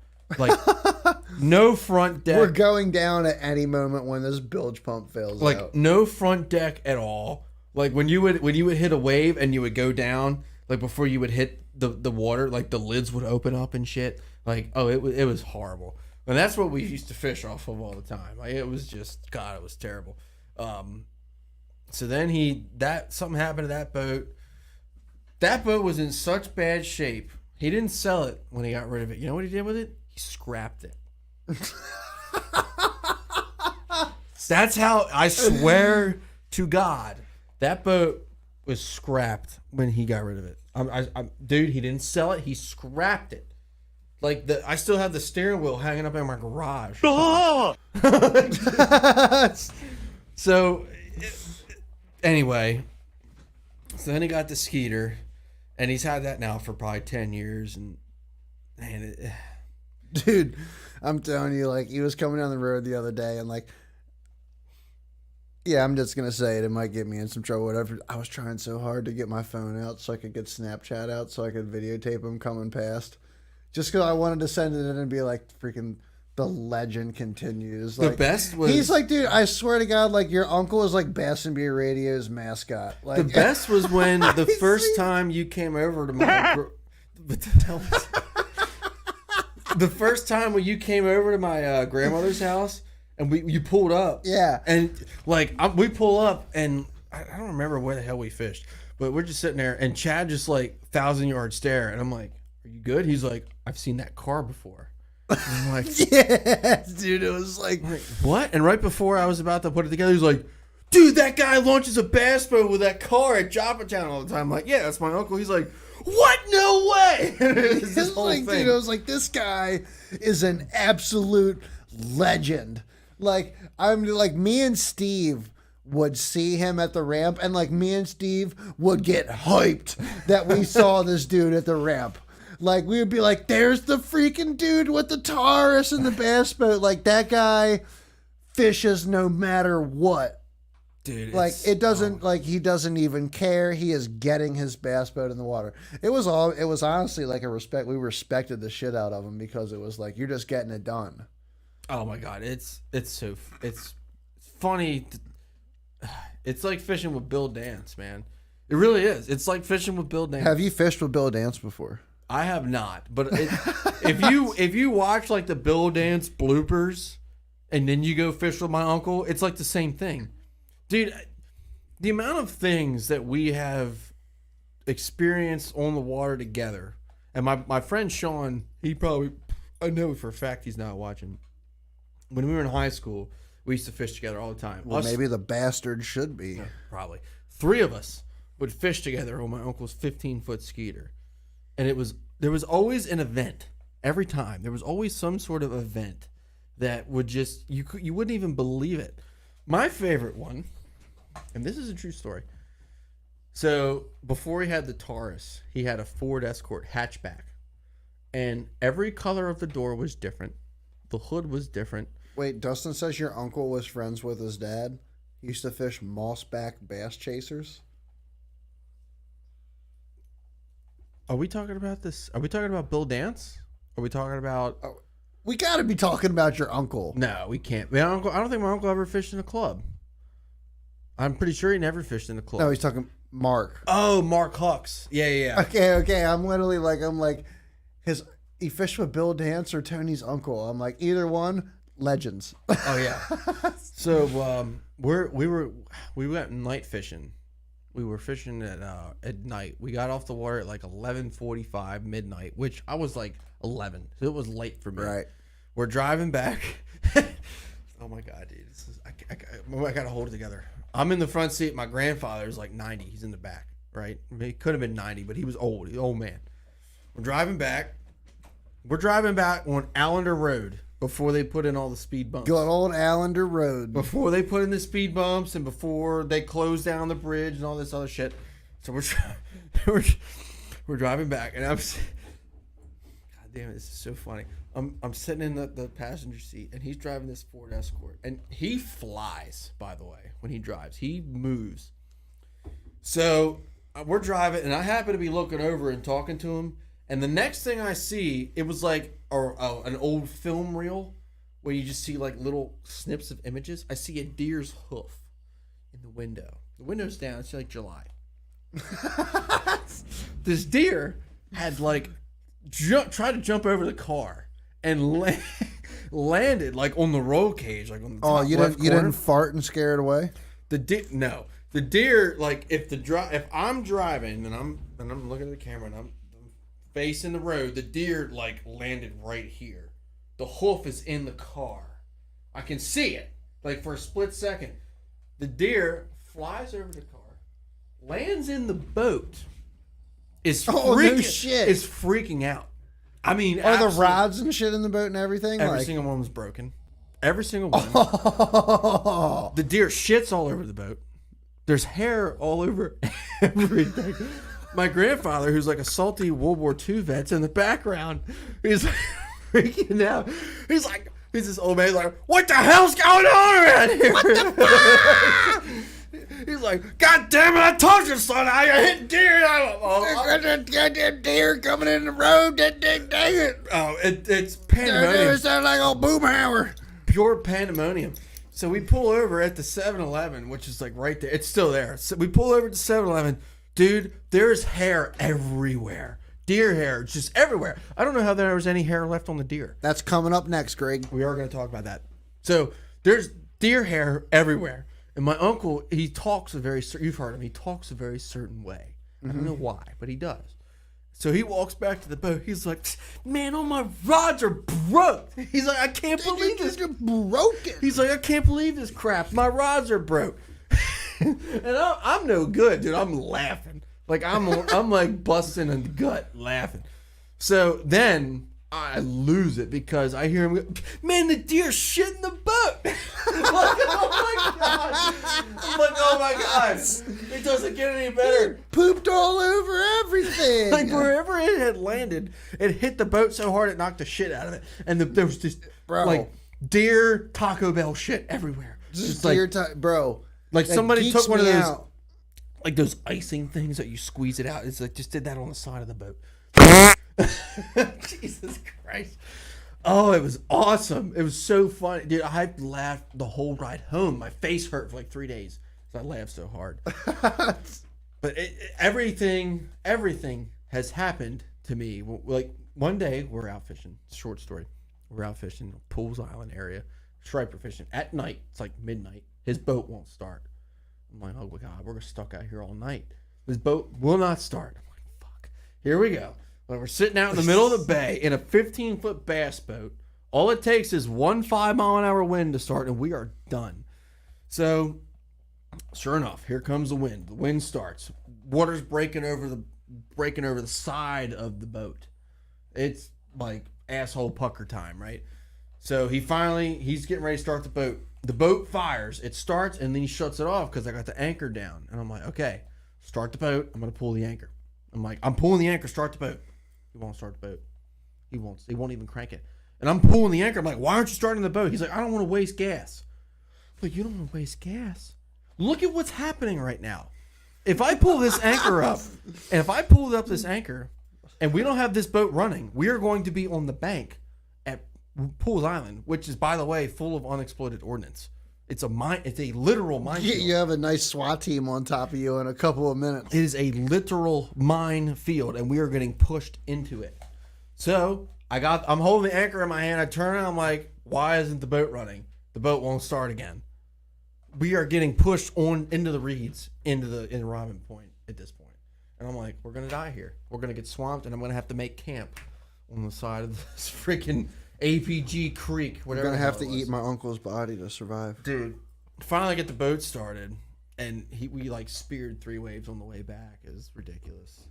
Me and my buddy Sean are just no good laughing, and my uncle's freaking out because he's a germaphobe, big time. Right. So he gets like bay water in his mouth. He's like, "Oh, I got water in my mouth." He's like serious, so it makes it even funnier. I was like, "Oh my God, that is awesome." Oh so we got to talk about Milliken before we wrap this up tonight. Have no idea how you can ever be a germaphobe and go fishing. Yeah, I don't know. And he's one of those snakehead guys too. Oh, interesting. Yeah, he's like, all he wants to do is catch snakeheads. Okay, well, I have something for that really quickly. Here we go. Oh my God. Yeah. Ben Milligan. Wow. Yeah, totally. I don't know anything about the guy. I know that a lot of people have been. I know he's polarized somewhat. What, because he throws big baits? I thought it was something more about spot burning or something on his YouTube channel that he was doing that people were mad at him about. But none of the controversy around him that I was aware of was big bait related. I thought it was something more about a YouTube fisherman burning spots. I mean, that's why I know him. My dude's out there throwing glides, throwing big paddle tails, and making it happen right now. Showing the world that big baits matter. And I like it. There's a time and there's a place. It's a long season. That's all I'll say. Hey, it's a long season, but to be where he's at right now, chucking big paddle tails and chucking, I don't know what glide it was. It looked like it might have been an 86 glide bait, or maybe a phony shad or something like that. Nice high dollar glide bait he was throwing out there, producing fish on it. Pretty cool in my opinion. Very cool. I mean, it is cool for sure. I like seeing guys tap into the swim bait element. So what day are we at in this tournament? Is tomorrow the final day? Yes. Final day of the tournament, and he is 12 pounds up. So he's okay. So he's. I can't remember if it's 12 or 19, but he's 12 or he's 19 pounds up. It's his tournament to lose then. Yes. Okay. So all he's got to, I mean, he's either going to run away with it, or he's going to catch 3 fish tomorrow and win it, or he's going to absolutely spin out blank and do terrible. One or the other. It definitely depends on what he's got going on, but if he can maintain the bite that he's been on, throwing the stuff that he's been throwing, I don't think you're going to see a problem. I mean, obviously he's in obviously he's in a different, his fish are of different quality that he's catching right now. Right. To have a 20-pound lead on the final day. Yeah, that's pretty wild. Or I said 19. It was 12 or 19. I can't remember exactly. I remember seeing 19. I think it was 19, but I mean, you have 19, 20 pounds on your second place competitor is pretty decent. Greg said 12.7. That's still a lot. That's right, 12.7 pound. That's a lot of. It's his tournament to lose. It's his tournament to lose, for sure. I hope he keeps it going. I'm pretty pumped to see it happen. So, I don't know anything about him. Has he always been a big bait guy? Or is he... I really don't know much about the guy either. I'm not going to sit here on the podcast and lie to anybody and act like I know who the dude is. I know the dude's a big swim bait guy. He's been throwing some big swim baits. He's at the top of the game right now. And honestly, that's the gist of what I know about the fella. And I'm not going to say I'm not pumped to know that he's throwing swim baits, but that's kind of what draws me to him. He's a swim bait thrower, and he's producing numbers. He's making it happen right now. Right. It's one of them things where, like, I know that a swim bait is not end all be all. It ain't like that. But I hate hearing people just be like, it doesn't work. That doesn't work at all. Oh, it definitely It's works. like, dude, it's like, man, it's like, get your head out of the sand and widen up your viewpoint on things. I am not. I'm not a big. I mean, I can't. Was it Brian? Was it Brian Latimer or something? I saw the other day, and he said, "Talk to as many people as you can about fishing and be enlightened on everything." That sounds like something he would say. Stop keeping your head in the sand on everything that's going. Stop thinking that everything that you think you know is just the right way, because it's not. There's people that have developed ways to go out and produce fish in unconventional ways and do it successfully. So to think that your conventional way is the only way to do it is silly, in my opinion. There's so many guys out there that are fishing that are doing things in a different way than what a lot of the other top tier guys are doing, and they're putting weight on the scales. And people need to wake up and pay attention to some of the unconventional things that happen that largemouth will key in on. It's a pattern that isn't looked at often. Everybody wants to look at your typical patterns. Well, this is your typical pattern. This is your typical pattern. All right. Well, what about some of the untypical stuff? Right. No, I mean, like, I personally am not a huge fan of fishing them, I will say. Right. To say that they don't catch fish is misguided. You've watched me on your boat yes. catch fish on them. Right. Multiples. Yes. Now, it's a fact. I know guys who have won largemouth and smallmouth tournaments on glide baits. Like, it's a thing. It happens. I'm not good enough, nor do I have the experience level to replicate that pattern and to know how it works. What's the word we were talking about earlier that I kept on saying? Bird?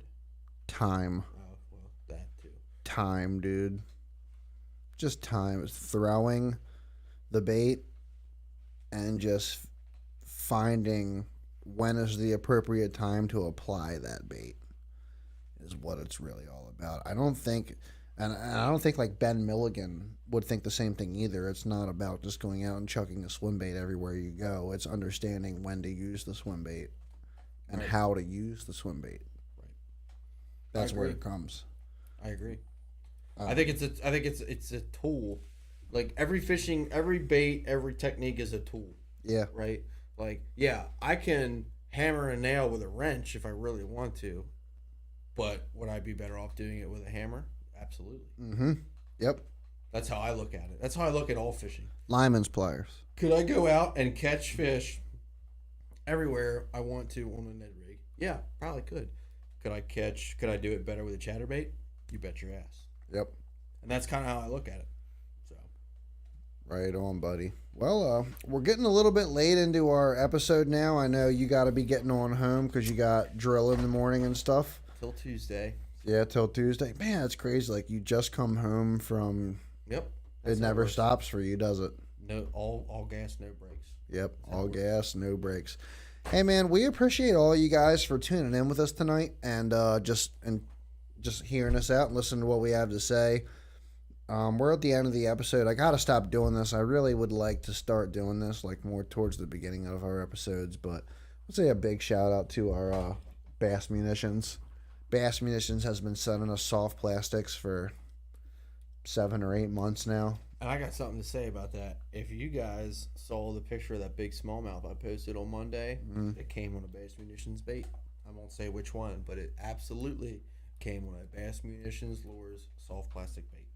So, Bass Munitions has been hooking us up. They have fantastic plastics. We love throwing them. Give them a look out at bassmunitionslures.com and get you some of those Bass Munitions plastics. And then also UMA Lures. it's coming up eventually.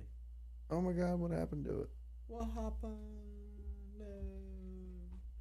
It's coming up. We're working on it. I don't know what's happening. Oh, there it is. There it is. UMA Lure Co. UMALureCo.com. These are they are my favorite crankbaits, period. I'm a Mega Bass fanatic. I really like the UMAs.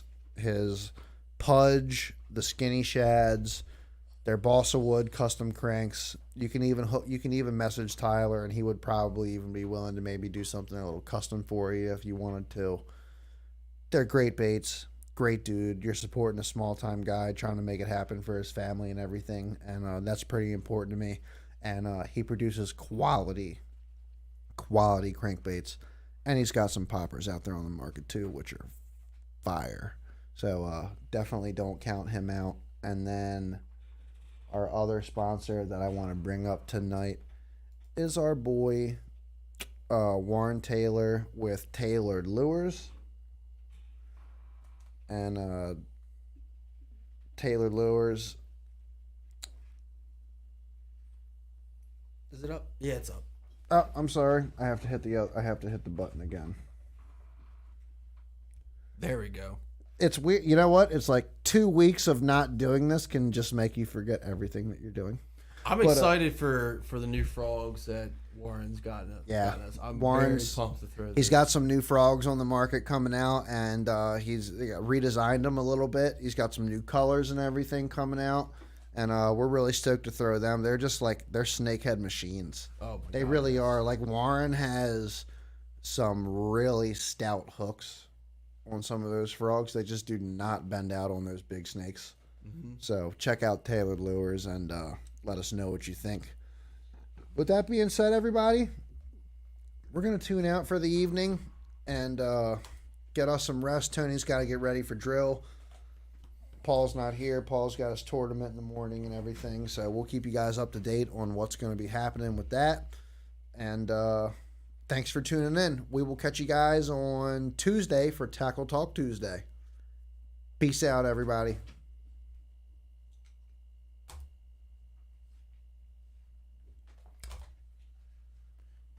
Go back to the comments for a second. Who is Kyle Barney? Do we know who that is? Yes, I do. Okay. As long as you know, because I don't. Yeah, I know. He's a snakehead guy that we soured with our last post. I have no idea.